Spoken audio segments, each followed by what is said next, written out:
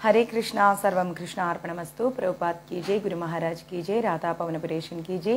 ഗുരുവായൂർ മഞ്ജരീസിൻ്റെ ശ്രീമദ് ദേവി ഭാഗവതത്തിലേക്ക് ഏവർക്കും സ്വാഗതം. ഹരേ കൃഷ്ണ.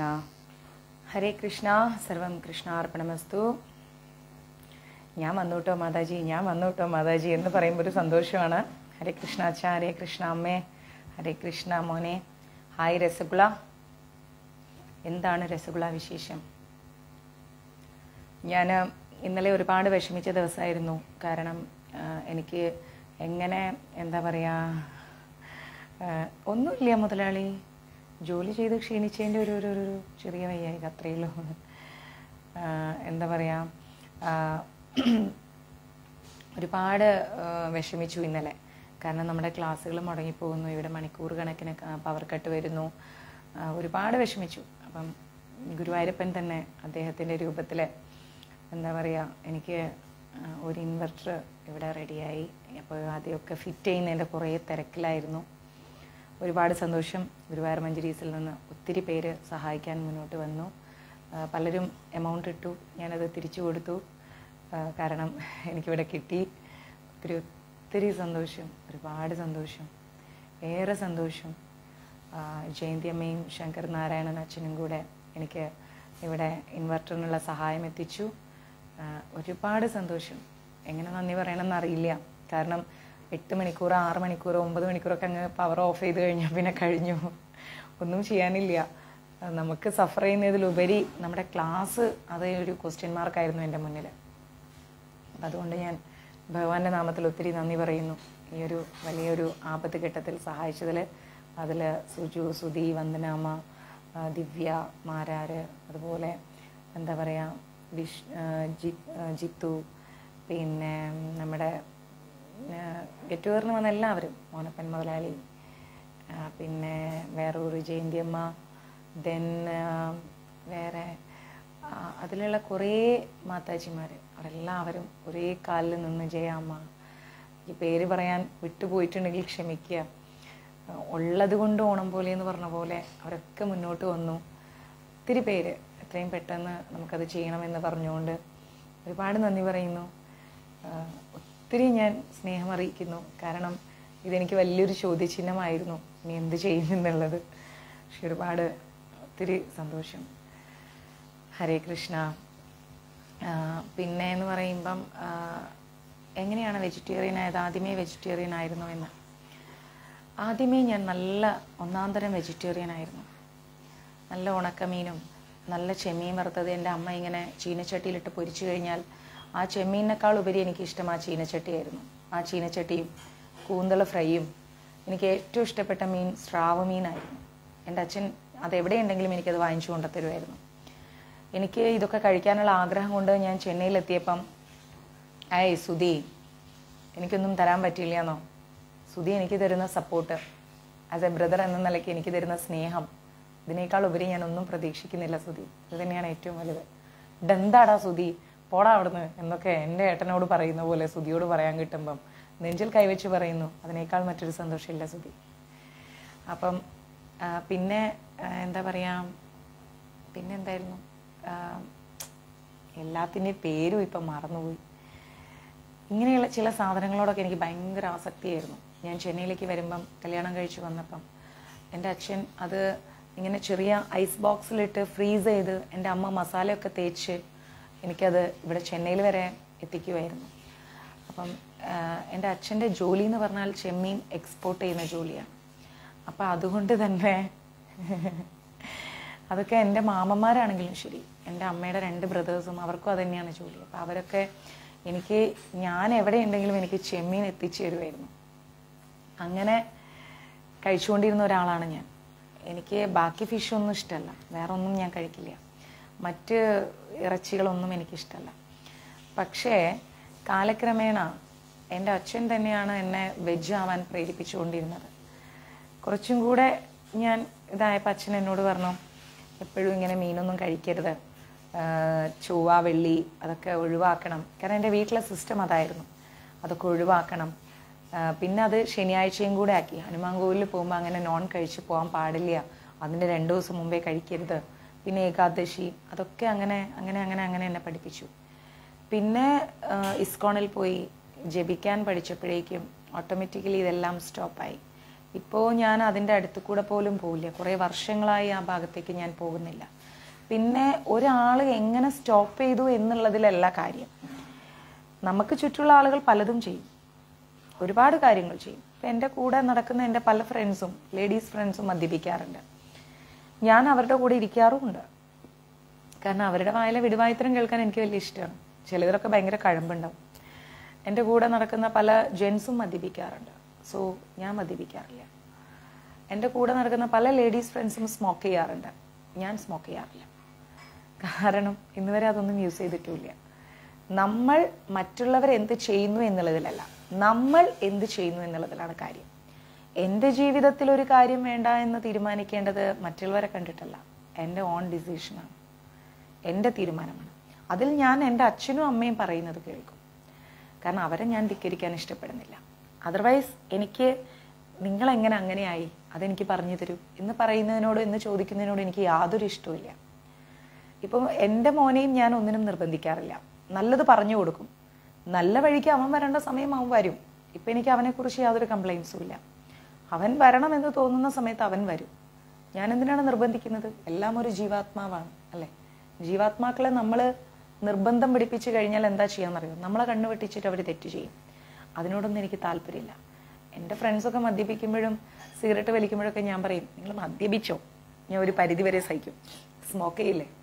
കാരണം അതിൻ്റെ ആ ഒരു സ്മോക്ക് നമ്മളുടെ അടുത്തുനിന്ന് പോകുമ്പോൾ ഭയങ്കര ഇറിറ്റേഷനാണ്.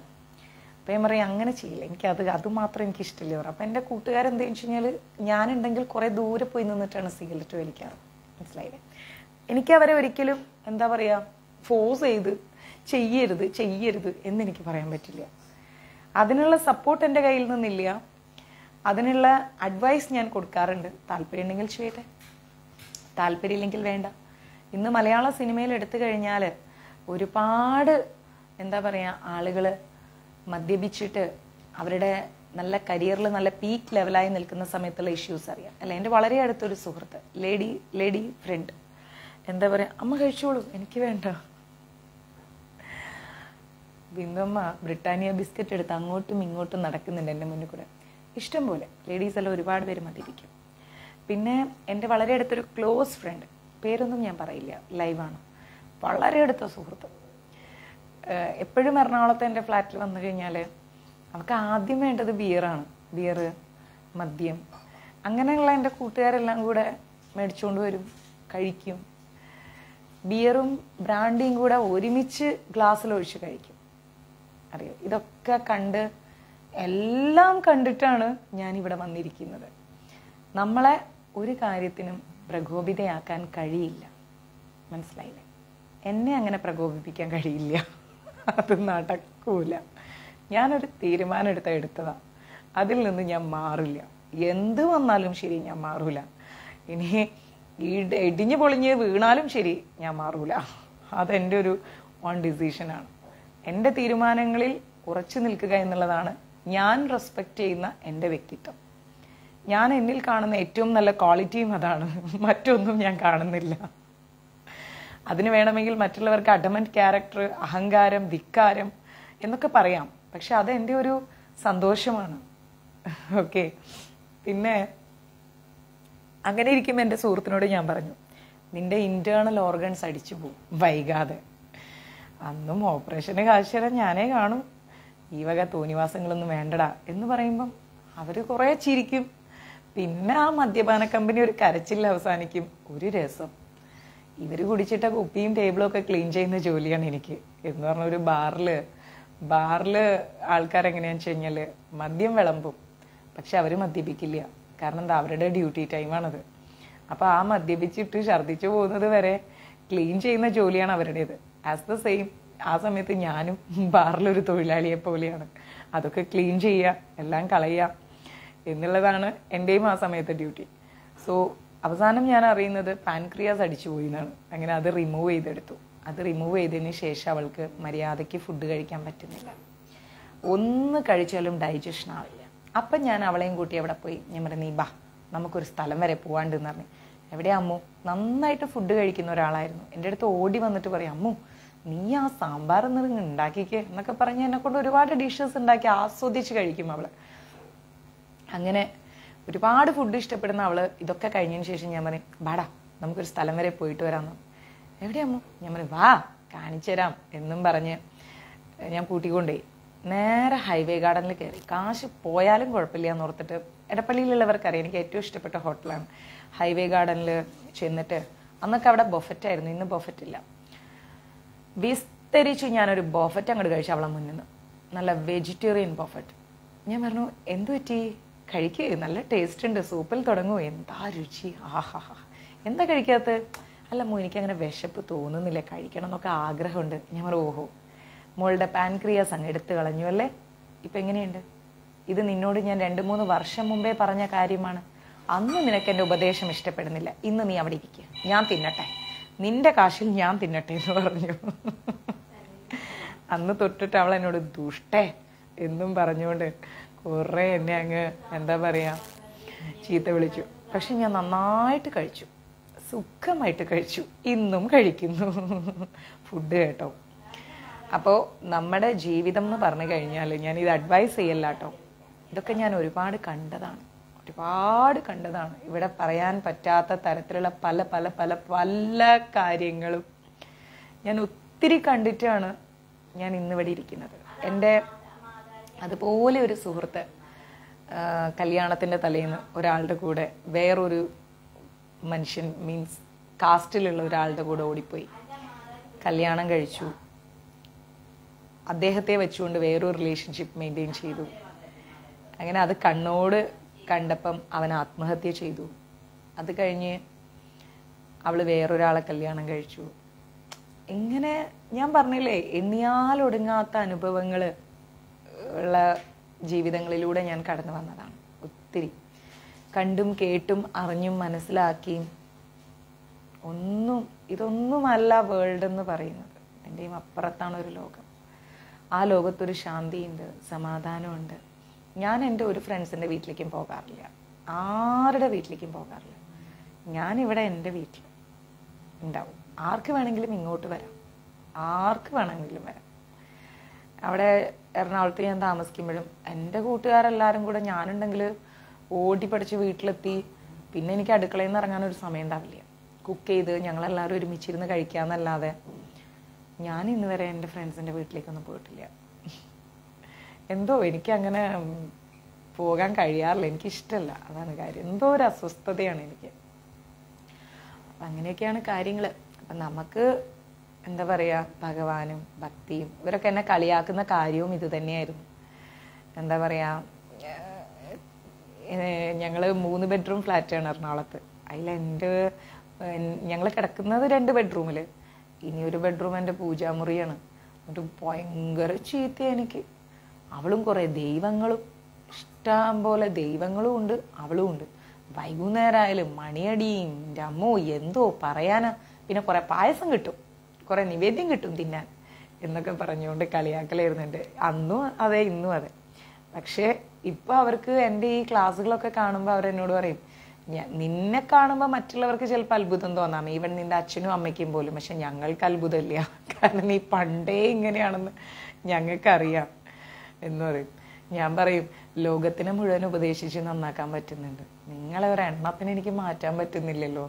പക്ഷെ അതിലേറെ സന്തോഷം ഇന്ന് സീരിയൽ കുടുംബത്തിലായാലും ഫിലിം ഇൻഡസ്ട്രിയിലായാലും എൻ്റെ അല്ലാത്ത കുറേ ഫ്രണ്ട്സ് സർക്കിളിൻ്റെ ഇടയിലാണെങ്കിലും ഒരുപാട് പേര്, ഒത്തിരി പേരിന്ന് ഹരേ കൃഷ്ണ എന്ന് പറഞ്ഞുകൊണ്ട് അഭിസംബോധന ചെയ്യുമ്പോൾ എനിക്കത് ഭയങ്കര സന്തോഷമാണ്, ഒരുപാട് സന്തോഷമാണ്. കാരണം അവരൊക്കെ ഒരുപാട്, അവർക്കറിയാം എനിക്ക് അതാണ് ഇഷ്ടം, അല്ലെങ്കിൽ അവരത് പറയുന്നു. അത് എന്തോ എനിക്ക് ഭയങ്കര ഇഷ്ടമുള്ള കാര്യമാണ്. പിന്നെ ഹായ് ബിജി പ്രഭു. പിന്നെ എന്താ പറയുക, പണ്ട് മുതലേ എനിക്കിങ്ങനെ നല്ല മോഡേണായി നടക്കാനൊക്കെ വലിയ ഇഷ്ടമാണ്. എൻ്റെ ഫാമിലിയിൽ നിന്നൊന്നും ആരും ഫിലിം ഇൻഡസ്ട്രിയിലില്ല, ഞാൻ മാത്രമേ ഉള്ളൂ. ഇന്നും നല്ല മോഡേണായിട്ട് നടക്കുന്നു. ഇപ്പം ക്ലാസ്സിലൊക്കെ ഇങ്ങനെയൊക്കെ വന്നിരിക്കുമെങ്കിലും സ്ലീവ്ലെസ് ടോപ്പൊക്കെ ഇട്ട് നടക്കുന്ന ഒരാൾ തന്നെയാണ് ഞാനും. പക്ഷെ അതൊന്നും കേരളത്തിലൊന്നും അങ്ങനെ യൂസ് ചെയ്യാറില്ല. ഇവിടെ ചെന്നൈയിൽ പിന്നെ ഫ്രണ്ട്സായിട്ട് പുറത്ത് പോകുമ്പം അങ്ങനെയൊക്കെ യൂസ് ചെയ്യും. കാരണം അതിലൊരു എല്ലാവരും കോമൺ ആയിട്ട് കാണുന്നതാണ്. പക്ഷെ ഒത്തിരി വൾഗറായിട്ടുള്ള വസ്ത്രങ്ങളൊന്നും ഇടുന്നതിനോട് എനിക്ക് താല്പര്യമില്ല. അല്ലാതെ ടോപ്സൊക്കെ, സ്ലീവ്ലെസ് ടോപ്സ് അതൊക്കെ ഇട്ട് നടക്കാറൊക്കെ ഉണ്ട്. കാരണം എനിക്കത് ഇഷ്ടമാണ്, ഞാനത് യൂസ് ചെയ്യുന്നു. ക്ഷേത്രങ്ങളിലൊക്കെ പോകുമ്പോൾ അതിൻ്റെതായ മാന്യത കീപ്പ് ചെയ്യുന്ന ഡ്രസ്സുകളെ ഇടാറുള്ളൂ, അല്ലാതെ ഒന്നും ഇടാറില്ല. പിന്നെ എന്താ പറയുക, കൂടുതലും കുർത്തീസ് ഇടാനാണ് എനിക്കിഷ്ടം. ഇങ്ങനെ ഇതുപോലെയുള്ള long sleeve kurtis, loose pants, അങ്ങനെയൊക്കെയാണ് എനിക്കിഷ്ടം. ദിവ്യയ്ക്ക് അറിയാവുന്ന, അവളിടയ്ക്ക് വീഡിയോ കോൾ ചെയ്യാറുണ്ട്, അതാണ്. പിന്നെ വീട്ടിലാണെങ്കിലും ഞാൻ പറഞ്ഞില്ലേ, ഞാനങ്ങനെ നിങ്ങൾ ഈ ക്ലാസ്സിൽ കാണുന്ന പോലെ ഇങ്ങനെ വന്നിരിക്കുന്ന ഒരു നാടൻ രീതിയിലൊന്നും നടക്കുന്ന ഒരാളൊന്നല്ല. എൻ്റെ ആറ്റിറ്റ്യൂഡും എൻ്റെ കോൺസെപ്റ്റൊക്കെ വളരെ വേറെയാണ്, ഡിഫറെൻറ്റ് കോൺസെപ്റ്റാണ്. ഞാനെന്തിനാണ് നുണ പറയുന്നത്? അതിൻ്റെ ആവശ്യം എനിക്കില്ല. വീട്ടിലൊക്കെ ഞാൻ യൂസ് ചെയ്യുന്നത് നമ്മുടെ സ്ലീവ്ലെസ് ഉടുപ്പുകളാണ് ഞാൻ ഇടാറ്. നൈറ്റിയൊക്കെ വളരെ റെയറാണ്, വല്ലപ്പോഴും എൻ്റെ കയ്യിൽ 1-2 നല്ല നൈറ്റികൾ. അതർവൈസ് സ്ലീവ്ലെസ് ഉടുപ്പുകൾ, കൈയില്ലാത്തതും കാലില്ലാത്തതും അങ്ങനെയൊക്കെ തന്നെയാണ് യൂസ് ചെയ്യുന്നത്. ഞാൻ അങ്ങനെയുള്ള ഒരാളാണ് ഞാൻ. അല്ലാതെ നിങ്ങൾ കാണുന്നത് പോലെ വളരെ ഭക്തി നിർഭരമായിരിക്കുന്ന ഒരു അമ്പിളി മാതാജിയൊന്നും അല്ല ഞാൻ. ഉള്ളതുപോലെ ഞാൻ പറയുന്നു. ഈ 2024 ജീവിക്കുന്ന ഒരാളാണ് ഞാൻ.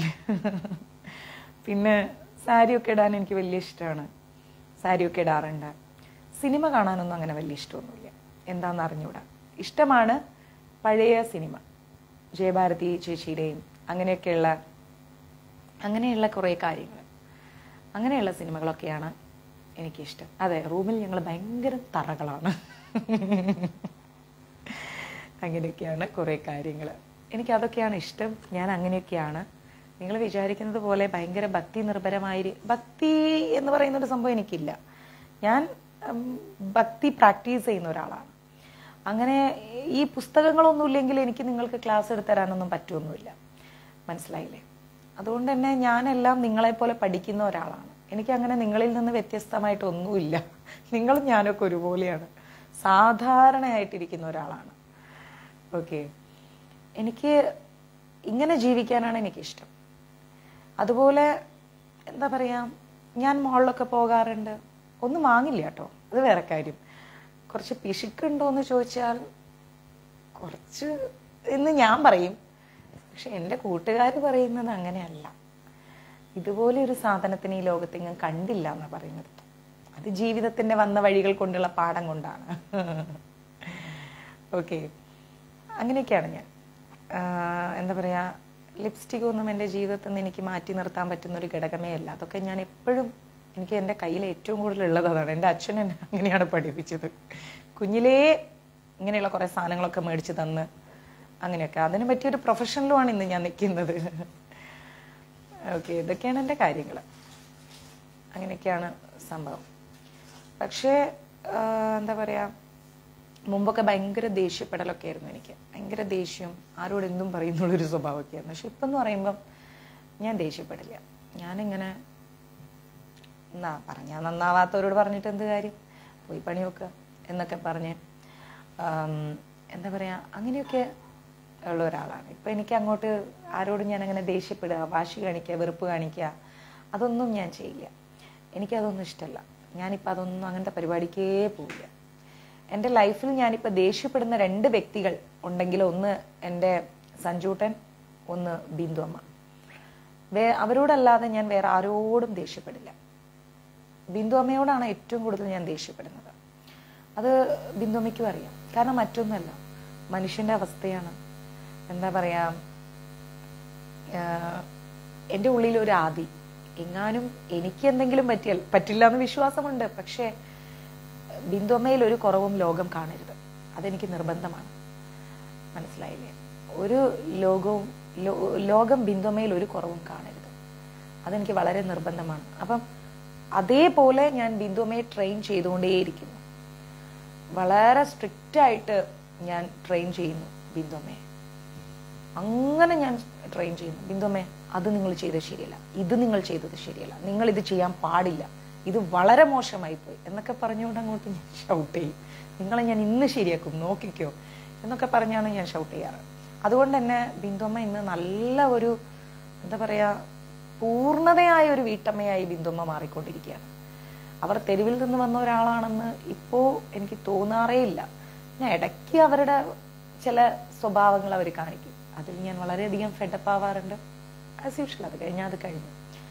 പിന്നെ എനിക്ക് എന്താ പറയുക, ഒരാളെയും ഒന്നിനും ചീറ്റ് ചെയ്യുന്നതിനോട് എനിക്ക് താല്പര്യമില്ല. കാരണം ഒരുപാട് ചതികൾ ഏറ്റുവാങ്ങിയാണ് ഞാൻ ഇന്നിവിടം വരെ എത്തിയത്. ഒത്തിരി പേര് പലതരത്തിൽ, മീൻസ് ഫിനാൻഷ്യലി ആണെങ്കിലും മെൻ്റലി ആണെങ്കിലും, ഫിസിക്കലി ഇല്ല കേട്ടോ, മെൻ്റലി ആണെങ്കിലും ഒക്കെ നമ്മളെ ഇനി ഒരുപാട് ചീറ്റ് ചെയ്തിട്ടുണ്ട്. അതിൽ നിന്നെല്ലാം ഗുരുവായൂരപ്പൻ്റെ കാരുണ്യം കൊണ്ട് ഒരു ഫീനിക്സ് പക്ഷിയെ പോലെ ഞാൻ ഉയർന്നുയർന്നു വന്നതാണ്. അതുകൊണ്ട് തന്നെ എനിക്ക് ഒരാളെയും ചീറ്റ് ചെയ്യുന്നതിനോട് ഇഷ്ടമില്ല, ഞാനത് ചെയ്യില്ല. പിന്നെ എൻ്റെ കയ്യിൽ എന്തുണ്ടെങ്കിലും ഞാൻ ഒരാൾ കഷ്ടപ്പാട് പറഞ്ഞാൽ വാട്ട് ഈസ് നെക്സ്റ്റ് എന്ന് ചിന്തിക്കാതെ ഞാൻ എടുത്തു കൊടുക്കാറുണ്ട്. അവരുടെ പ്രശ്നങ്ങൾ എന്താ പറയുക, അവരുടെ പ്രശ്നങ്ങൾ തീരണം. ഞാൻ എങ്ങനെയെങ്കിലുമൊക്കെ എന്താ പറയുക, പൂച്ച വീണ 4 കാലിൽ വീഴുന്ന പോലെ എന്തെങ്കിലുമൊക്കെ ചെയ്ത് ഞാൻ കരയുകയാണ്. പക്ഷെ എൻ്റെ മുമ്പിൽ നിൽക്കുന്ന വ്യക്തി, അവർക്ക് മറ്റൊരു മാർഗ്ഗം ഇല്ലാത്തതുകൊണ്ടാണ് അവർ എൻ്റെ മുന്നിൽ എത്തിയിരിക്കുന്നത്. അതുകൊണ്ട് ഞാൻ അവരെ ഞാൻ ഒരിക്കലും കൈവിടില്ല. പിന്നെ എന്നെ ഒരാളൊരു ജോലി ഏൽപ്പിച്ചാൽ എങ്ങനെയും ഞാനത് ചെയ്തു തീർക്കും, അതിന് ശ്രമിക്കാറുണ്ട്. ഇപ്പോൾ എൻ്റെ മുമ്പിൽ പെൻഡിങ് ഉള്ളത് മഞ്ജരീസിൻ്റെ മെസ്സേജുകളാണ്, അത് ഞാൻ വേഗം തീർക്കും. പിന്നെ എനിക്ക് ഏറ്റവും ഇഷ്ടമുള്ളത് കുക്കിംഗ് ആണ്. Cooking, hearing music, visiting historical places, reading books, ഇതൊക്കെയാണ് എൻ്റെ ഏറ്റവും വലിയ ഇഷ്ടം. ഒരുപാട് വായിക്കാൻ ഇഷ്ടമാണ് എനിക്ക്. വായന എൻ്റെ ഒരു ഭയങ്കര ഹോബിയാണ്. വായിക്കാമെന്ന് പറഞ്ഞു കഴിഞ്ഞാൽ എൻ്റെ ജീവിതത്തിൽ നിന്ന് എനിക്ക് മാറ്റി നിർത്താൻ പറ്റാത്തൊരു കാര്യമാണ്. കുക്കിംഗ് എന്ന് പറഞ്ഞു കഴിഞ്ഞാൽ അത് അതിലേറെ ഇഷ്ടമുള്ളൊരു കാര്യമാണ്. പിന്നെ ഒരുപാട് പുരാണമായിട്ടുള്ള സ്ഥലങ്ങൾ, പൗരാണിക സ്ഥലങ്ങൾ സന്ദർശിക്കാൻ അതിലേറെ ഇഷ്ടമാണ്. പിന്നെ എന്താ പറയുക, പാട്ട് കേൾക്കാൻ, അതെൻ്റെ ജീവിതത്തിൽ നിന്ന് എനിക്ക് മാറ്റി നിർത്താൻ പറ്റില്ല. സൗഹൃദങ്ങൾ എനിക്ക് ഒരുപാടുണ്ട്, ഒത്തിരി സുഹൃത്തുക്കളുണ്ട്. സുഹൃത്ത് വലയങ്ങളുടെ ഒരു കൂമ്പാരം തന്നെ എല്ലാ മേഖലകളിലും എനിക്കുണ്ട്. ഇതൊക്കെയാണ് ഞാൻ. നോൺ വെജ് എങ്ങനെ നിർത്തുമെന്ന് ചോദിച്ചതാണ്, എവിടെയോ എത്തി കഥ. പോട്ടെ, സാരില്ല, അതൊക്കെ വിട്ടുകളയും. നമുക്ക് ക്ലാസ്സിലേക്ക് കടക്കാം. ഓക്കെ. പിന്നെ എന്നെ വഞ്ചിച്ചവരോടും ചതിച്ചവരുമാണ് എനിക്ക് ഏറ്റവും ഇഷ്ടം. കാരണം അവരാണ് എന്നെ ഞാനാക്കിയത്, അവരാണ് ഇന്ന് കാണുന്ന അമ്പിളിയിലേക്ക് എന്നെ എത്തിച്ചത്. അതുകൊണ്ട് അവരോട് എനിക്ക് ഭയങ്കര ഇഷ്ടമാണ്. അവരെ ഞാൻ ഒരിക്കലും ഉപേക്ഷിക്കില്ല. അവർക്കൊരാവശ്യം വന്നാൽ ഞാൻ ചെയ്തു കൊടുക്കും, അതിലൊരു സംശയമില്ലാത്ത കാര്യം. അപ്പം നമ്മൾ ഇന്ന് ശ്രീമദ് ദേവി ഭാഗവതം 6ാമത്തെ ഇതെടുക്കുകയാണ്, അധ്യായം മധുകൈടഭ യുദ്ധോദ്യോഗം. വല്ലാത്തൊരു പേരല്ലേ. അതാണ്. അതിനു മുമ്പ് ഗുരുവായൂർ മഞ്ജരീസ് കോൺടാക്ട് നമ്പർ 9342494941. ഇന്ന് ഗുരുവായൂരപ്പന് ശ്രീമതി രാധാറാണിക്കും കിച്ചൂട്ടനും ഹാരമണിഞ്ഞിരിക്കുന്നത് ശൈല പൂരുരുട്ടാതിയാണ്. പിന്നെ ഇപ്പൊ 2-3 ദിവസമൊക്കെ ആയിട്ട് അന്നദാനങ്ങളൊക്കെ ഒന്ന് ഞാൻ ഇങ്ങനെ സ്റ്റോപ്പ് ചെയ്ത് ഹോൾഡ് ചെയ്തിരിക്കുകയാണ്. ആരും വിഷമിക്കരുത്, ഒന്നും ചെയ്യാതിരിക്കില്ല, ചെയ്യും. ഞാൻ പറഞ്ഞില്ലേ, കുറച്ച് ജോലി തിരക്ക് കൊണ്ടാണ്. എല്ലാം കൂടെ വാരി വലിച്ച് ചെയ്യുമ്പോൾ ചെയ്യുന്ന പ്രവൃത്തിക്ക് ഒരു വൃത്തിയില്ലാതെ പോകും, അത് വേണ്ട. പിന്നെ നമ്മുടെ അമ്പലങ്ങളിലേക്ക്, 2 അമ്പലത്തിലേക്ക് നമ്മൾ പൈസ കൊടുത്തുകൊണ്ടിരിക്കുകയാണ്. ദയവായി ആരും മറക്കരുത്. ഇന്ന് ഞാൻ അവിടേക്ക് ഒരു 10,000 രൂപ GPay അയച്ചു, ഇനിയും അയക്കാനുണ്ട്. അപ്പം അതുകൊണ്ട് തന്നെ എന്താ പറയുക, എല്ലാം ചെയ്ത് കഴിയുമ്പോൾ ഞാൻ അവിടുത്തെ ബില്ല് സെറ്റിൽ ചെയ്തതിൻ്റെ ബില്ലൊക്കെ ഡീറ്റെയിൽസൊക്കെ ഇടും. ആരൊക്കെ തന്നു എന്നുള്ളതും ഞാൻ എല്ലാവരുടെ പേരും കിട്ടിക്കഴിഞ്ഞതിന് ശേഷം ലൈവിൽ വായിക്കുന്നതായിരിക്കും. ആരൊക്കെ എത്ര രൂപ തന്നു എന്ന് പറഞ്ഞുകൊണ്ടുള്ള എമൗണ്ട് എല്ലാം ഞാൻ വായിക്കും, എഴുതിക്കൊണ്ടിരിക്കുകയാണ്. പിന്നെ കിച്ചൂട്ടൻ്റെ നെയ്യൊക്കെ വന്നു, സന്തോഷം. നെയ്വിളക്കിന് സ്പോൺസർ ചെയ്തവരുണ്ട്, 4000 സംതിങ് ആയി നെയ്ക്ക്. അപ്പം അതൊക്കെ നോക്കി എഴുതിക്കൊണ്ടിരിക്കുകയാണ്. എല്ലാ മെസ്സേജുകളും കഴിഞ്ഞു കഴിഞ്ഞാൽ ഇതൊക്കെ ലൈവിൽ വായിക്കും. എനിക്ക് സന്തോഷമാണ് നിങ്ങളുടെ പേര് വായിക്കുന്നതൊക്കെ. പിന്നെ എന്താ പറയുക, നമ്മുടെ സപ്താഹം പുതിയാപ്പ ശ്രീ ഭഗവതി ക്ഷേത്രത്തിൽ ഇന്ന് തുടങ്ങി. നമ്മൾ ഈ 7 ദിവസത്തേക്കുള്ള പച്ചക്കറി കൊടുത്തുകൊണ്ടിരിക്കുകയാണ്. അപ്പം ദയവായി എന്നെ നിങ്ങൾ ഹെൽപ്പ് ചെയ്യണം. വിദൂരതയിൽ നിൽക്കുന്ന ഒരു എമൗണ്ടാണ്, സഹായിക്കണം, ഞാൻ റിക്വസ്റ്റ് ചെയ്യുന്നു. ഞാൻ ജനിച്ചു വളർന്ന മണ്ണാണ്, എനിക്കേറെ ഇഷ്ടമുള്ള ദേവിയാണ്. ആ തിരുനടയിൽ കൊടുക്കുന്നതൊന്നും നിങ്ങൾക്ക് പാഴായി പോവില്ല. ദയവായി എന്താ പറയുക, സഹായിക്കുക, റിക്വസ്റ്റാണ്. നിങ്ങളാൽ കഴിയുന്നത് ആ തിരുനടയിലേക്ക് കൊടുക്കുക. അത്രയും ശക്തിയുള്ള അമ്മയാണ്. ഇത് ഞാൻ ദേവി ഭാഗവതം തൊട്ട് ഞാൻ സത്യം ചെയ്യുന്നു. അത്രയും സത്യമുള്ള, ധർമ്മമുള്ള, എന്താ പറയുക, നമ്മൾ കൊടുത്താൽ നമുക്ക് 100ആയ അമ്മ നമുക്ക് തിരിച്ചു തരും, ഭൗതികതയിൽ ജീവിക്കണം നമുക്ക്. അതുകൊണ്ട് നിങ്ങളാൽ കഴിയുന്ന ചെറിയ ധനസഹായം എനിക്ക് എത്തിക്കുക. പേരും നിങ്ങളുടെ സ്ഥലവും ടൈപ്പ് ചെയ്തിടാൻ മറക്കരുത്. പുതിയാപ്പ ശ്രീ ഭഗവതി ക്ഷേത്രത്തിലേക്കുള്ള 7 ദിവസത്തെ സപ്താഹത്തിന് വേണ്ടിയിട്ടാണ്. സഹായിക്കണം. പിന്നെ എന്താ പറയുക, നമ്മളിപ്പം ഒരു 9 ദിവസം കൊണ്ട് ദേവി ഭാഗവതം എടുത്ത് തീർക്കാൻ ശ്രമിക്കുകയാണ്. നമുക്ക് അറിഞ്ഞുകൂടാ, അമ്മയുടെ കാരുണ്യമുണ്ടെങ്കിൽ നമുക്ക് 9 ദിവസം കൊണ്ട് എടുത്ത് തീർക്കാൻ പറ്റും. അപ്പം ഈ ഒരു ദേവി ഭാഗവതം ഇവിടെ നടക്കുന്ന സമയത്ത് തന്നെയാണ് അവിടെ 7 ദിവസത്തെ സപ്താഹവും നടക്കുന്നത്. അപ്പം ഈ മഞ്ജരീസിൽ ആദ്യമായിട്ടാണ് ഇങ്ങനെ ഒരു നവാഹയജ്ഞം പോലെ ഞാനിത് ചെയ്യുന്നത്.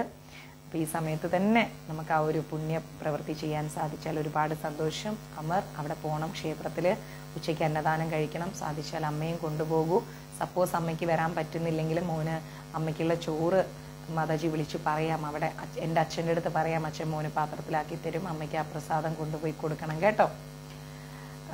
മാക്സിമം എല്ലാവരും ഒന്ന് ഹെൽപ്പ് ചെയ്യുക. നിങ്ങളുടെ കൂട്ടുകാരിൽ നിന്നോ ആരെങ്കിലും ഒക്കെ കയ്യിൽ നിന്ന്, ഞാനും ഇവിടെ എൻ്റെ ഫ്രണ്ട്സിൻ്റെ കയ്യിൽ നിന്നൊക്കെ 500 200 വാങ്ങുന്നുണ്ട്. വാങ്ങിയിട്ട് മാക്സിമം കളക്ട് ചെയ്തിട്ട് ആരുടെ പേരാന്ന് വെച്ച് കഴിഞ്ഞാൽ ആ പേരുകളൊക്കെ തന്നിട്ട് തരിക, നമുക്ക് കൊടുക്കണം. ഓക്കെ, അത് നിങ്ങൾക്ക് ഒരിക്കലും പാഴായി പോവില്ല. 1 രൂപയായാലും ആ ക്ഷേത്രത്തിലേക്ക് നമ്മൾ കൊടുക്കണം പ്ലീസ്. ഇതെൻ്റെ വലിയ റിക്വസ്റ്റാണ്. ഹരേ കൃഷ്ണ. അപ്പം നമുക്ക് ക്ലാസ് സ്റ്റാർട്ട് ചെയ്യാം. ശ്രീമദ് ദേവി ഭാഗവതമാണ്.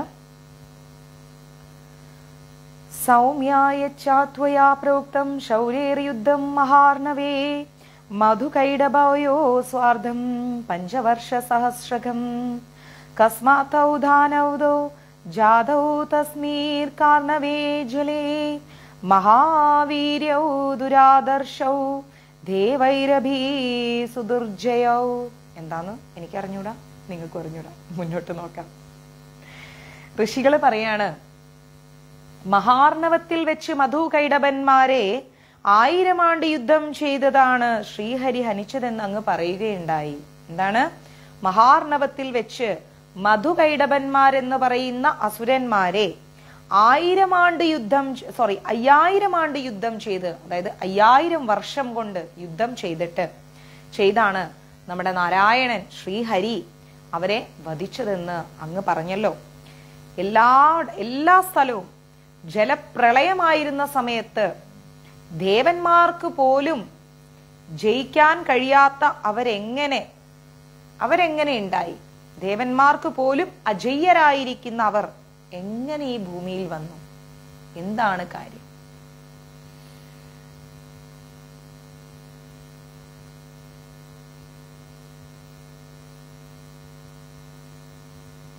ആശ്ചര്യകരമായിരിക്കുന്ന ആ ചരിതം പറഞ്ഞു തന്നാലും കേൾക്കാൻ ആകാംക്ഷയോടെ ഞങ്ങളും പറയാൻ യോഗ്യനായ അങ്ങുമുണ്ട്. ഇത് സത്സംഗം തന്നെയാണ്. ഞാനിത് എടുത്തു പറഞ്ഞൊന്നല്ല കേട്ടോ, ഇതിലുള്ള കാര്യങ്ങൾ ഞാൻ പറയുന്നു അത്ര. മൂർഖരോടുള്ള സംഘം വിഷം, എന്നാൽ വിദ്വാൻമാരുമായുള്ള സത്സംഗം അമൃതോപമം. എന്താ പറയുന്നത്? മൂർഖരോടുള്ള സംഘം, അതായത് ദുഷ്ടജനങ്ങളോടുള്ള ഇടപെടലുകൾ എന്താണ്? വിഷമാണ്. അപ്പൊ ഞാൻ കഴിഞ്ഞ ക്ലാസ്സിൽ നിങ്ങളെ പറഞ്ഞു തന്നു, രജോ ഗുണം, തമോ ഗുണം, സത്വഗുണം. ഈ 3 ഗുണങ്ങൾ വെച്ച് വേണം നമ്മൾ ഒരാളെ അളക്കാൻ. മനസ്സിലായില്ലേ? അവരോട് ഇടപെടുന്ന സമയത്ത് അവരുടെ ചേഷ്ടകളിൽ നിന്ന്, അവർ സംസാരിക്കുന്നത് കണ്ണിൽ നോക്കിയിട്ടാണോ, അവരെ തന്നെ പുകഴ്ത്തി പറയുന്ന ആൾക്കാരാണോ, മറ്റുള്ളവരുടെ നന്മയെ അംഗീകരിക്കുന്ന മനസ്സുള്ളവരാണോ, ഒരാളുടെ കുറ്റം പറയുന്ന ഒരാളാണോ? എപ്പോഴും ഓർത്തോളൂ, മറ്റൊരാളുടെ കുറ്റം നമ്മളോട് വന്ന് പറയുന്ന ഒരു വ്യക്തി നമ്മുടെ കുറ്റം നാളെ മറ്റുള്ളവരോടും പറയാൻ മടിക്കില്ല. മനസ്സിലായില്ലേ? അതെപ്പോഴും മൈൻഡിൽ വെച്ചേക്കണം. മറ്റുള്ളവരുടെ കാര്യങ്ങൾ നമ്മളോട് വന്ന് പറയുന്ന ഒരാള് നമ്മുടെ കാര്യങ്ങൾ മറ്റുള്ളവരോട് പറയാൻ ഒരിക്കലും മടിക്കില്ല. ഇത് എല്ലാവരുടെ കാര്യത്തിലും അല്ല ഞാൻ പറയുന്നത്. ഇപ്പൊ നമ്മൾ വളരെ ക്ലോസ് ഫ്രണ്ട്സ് ആണെങ്കിൽ, ഇപ്പോൾ റിനാസി മാതാജിയും ഞാനും വളരെ ക്ലോസ് ഫ്രണ്ട് ആണെങ്കിൽ, എനിക്കറിയില്ല കേട്ടോ മാതാജി, ഞാൻ പറയാം. മാതാജി വന്നിട്ട് അമ്പളി മാതാജി ഇങ്ങനെ ഒരു കാര്യമുണ്ട്, ഞാനിങ്ങനെ അറിഞ്ഞു എന്ന് പറയുമ്പോൾ ആ ഒരു കോണ്ടാക്റ്റിന്റെ അടിസ്ഥാനത്തിൽ നമ്മൾ അവരെ വാല്യൂ ചെയ്യണം. അതർവൈസ് അവര് നമ്മളെ ഒട്ടും അറിയാത്ത ഒരാളാണ്, വളരെ കുറച്ച് നാളത്തെ പരിചയം, അങ്ങനെ ഞാൻ പറഞ്ഞേ നമ്മൾക്ക് ഉൾക്കൊള്ളാൻ പറ്റുന്ന ചില വ്യക്തികളുണ്ട്, അവരൊക്കെ അല്ലാത്ത ആൾക്കാരെയാണ് ഞാൻ പറയുന്നത്. മനസ്സിലായി? അപ്പൊ റിന മാതാജി എന്ന് പറയുമ്പോൾ എന്റെ ബെസ്റ്റ് ഫ്രണ്ട് ആണെങ്കിൽ അതിലൊരു തെറ്റില്ല. കാരണം എന്താണ്? മാതാജിയും ഞാനും നമ്മളെല്ലാം ക്ലോസ് ഫ്രണ്ട്സ് ആണെങ്കിൽ പിന്നെ അതിലൊരു തെറ്റ് വരുന്നില്ല. അതർവൈസ് വേറെ ഒരു രീതിയിലുള്ള ഒരാളാണെങ്കിൽ നമ്മൾ മനസ്സിലാക്കണം, നാളെ നമ്മളെക്കുറിച്ചും തിരിച്ചു പറയും. പിന്നെ അമിതമായി നമ്മളെ വെറുക്കുന്ന ഒരാള് ഒരു കാരണവശാലും അടുക്കരുത്. കാരണം അവർ നമ്മളെ എങ്ങനെയും ചതിക്കാൻ നോക്കി നടക്കുന്ന ഒരാളാണ്. ഒന്നത്. സെക്കൻഡ് തിങ്, അമിതമായി നമ്മളെ സ്നേഹിക്കുന്ന ഒരാള്, എന്തു പറഞ്ഞാലും നമ്മളെ സ്നേഹിക്കുന്ന ഒരാള്, അവരും സൂക്ഷിക്കണം. കാരണം എന്താ വെച്ചാല്, ദേഷ്യം വരുമ്പോൾ ദേഷ്യപ്പെടുക, ചിരി വരുമ്പോൾ ചിരിക്കുക. ഞാൻ എങ്ങനെയാ സുഹൃത്തുക്കളെ എടുക്കാന്ന് വെച്ച് കഴിഞ്ഞാല്, എന്റെ കുറവുകളും എന്റെ തെറ്റുകളും എനിക്ക് നല്ല രീതിയിൽ, എന്നെ വിഷമിപ്പിക്കാത്ത രീതിയിൽ ചൂണ്ടിക്കാണിച്ചു തരുന്ന വ്യക്തികളോട് എനിക്കൊരു പ്രത്യേക താല്പര്യം. കാരണം എന്താ വെച്ച് കഴിഞ്ഞാല്, എന്നെ സുഖിപ്പിക്കുന്നവരെക്കാൾ കൂടുതൽ ഞാൻ ഇഷ്ടപ്പെടുന്നത് അവരെയാണ്. അവര് നമ്മളെ വിഷമിപ്പിക്കാത്ത രീതിയിൽ, നമ്മൾക്ക് വേദന തട്ടാത്ത രീതിയിൽ നമ്മുടെ തെറ്റുകൾ പറഞ്ഞ് മനസ്സിലാക്കി തരും, അല്ലെ? അവരെന്ന് പറഞ്ഞു കഴിഞ്ഞാൽ നമ്മുടെ കൂടെ നിൽക്കാൻ പറ്റുന്ന യോഗ്യതയുള്ള വ്യക്തികളാണ്, മനസ്സിലായി? അതർവൈസ് നമ്മളെ അങ്ങ് സുഖിപ്പിച്ച് അങ്ങ് ടോപ്പസ്റ്റ് ലെവലിൽ കൊണ്ടുവയ്ക്കുന്ന ആൾക്കാരെന്ന് പറഞ്ഞു കഴിഞ്ഞാൽ അതുപോലെ പിടിച്ച് താഴേക്കിട്ടേക്കും. ഇത് മഞ്ജരീസിലെ ബന്ധങ്ങളല്ല കേട്ടോ ഞാൻ പറയുന്നത്, നമ്മുടെ പേഴ്സണൽ റിലേഷൻഷിപ്പാണ് പറയുന്നത്. മഞ്ജരീസിൽ എന്ന് പറഞ്ഞു കഴിഞ്ഞാൽ എല്ലാവരും വളരെ എന്താ പറയാ, ക്ലോസ് ഫ്രണ്ട്സിനെ പോലെ ഇടപെടും. കാരണം നമ്മളൊക്കെ ഭക്തി പ്രാക്ടീസ് ചെയ്യുന്നവരാണ്. നമ്മളുടെ ഉള്ളല്ല പറയുന്നത്, നമ്മളോട് അടുക്കുന്ന പുറത്തുള്ള ആളുകളുടെ രീതിയാണ് ഞാൻ പറയുന്നത്. ശ്രദ്ധിക്കണം, അത് വളരെയധികം ശ്രദ്ധിക്കണം. പിന്നെ ആപത്തിൽ കൈപിടിക്കാത്ത ഒരാളോട് നമ്മൾ ഒരിക്കലും മുന്നോട്ട് പോകരുത്. ആപത്തിൽ നമ്മൾ ബിന്ദമേ ഇപ്പോഴത്തേക്കാണോ എന്ന് ചോദിക്കൂ.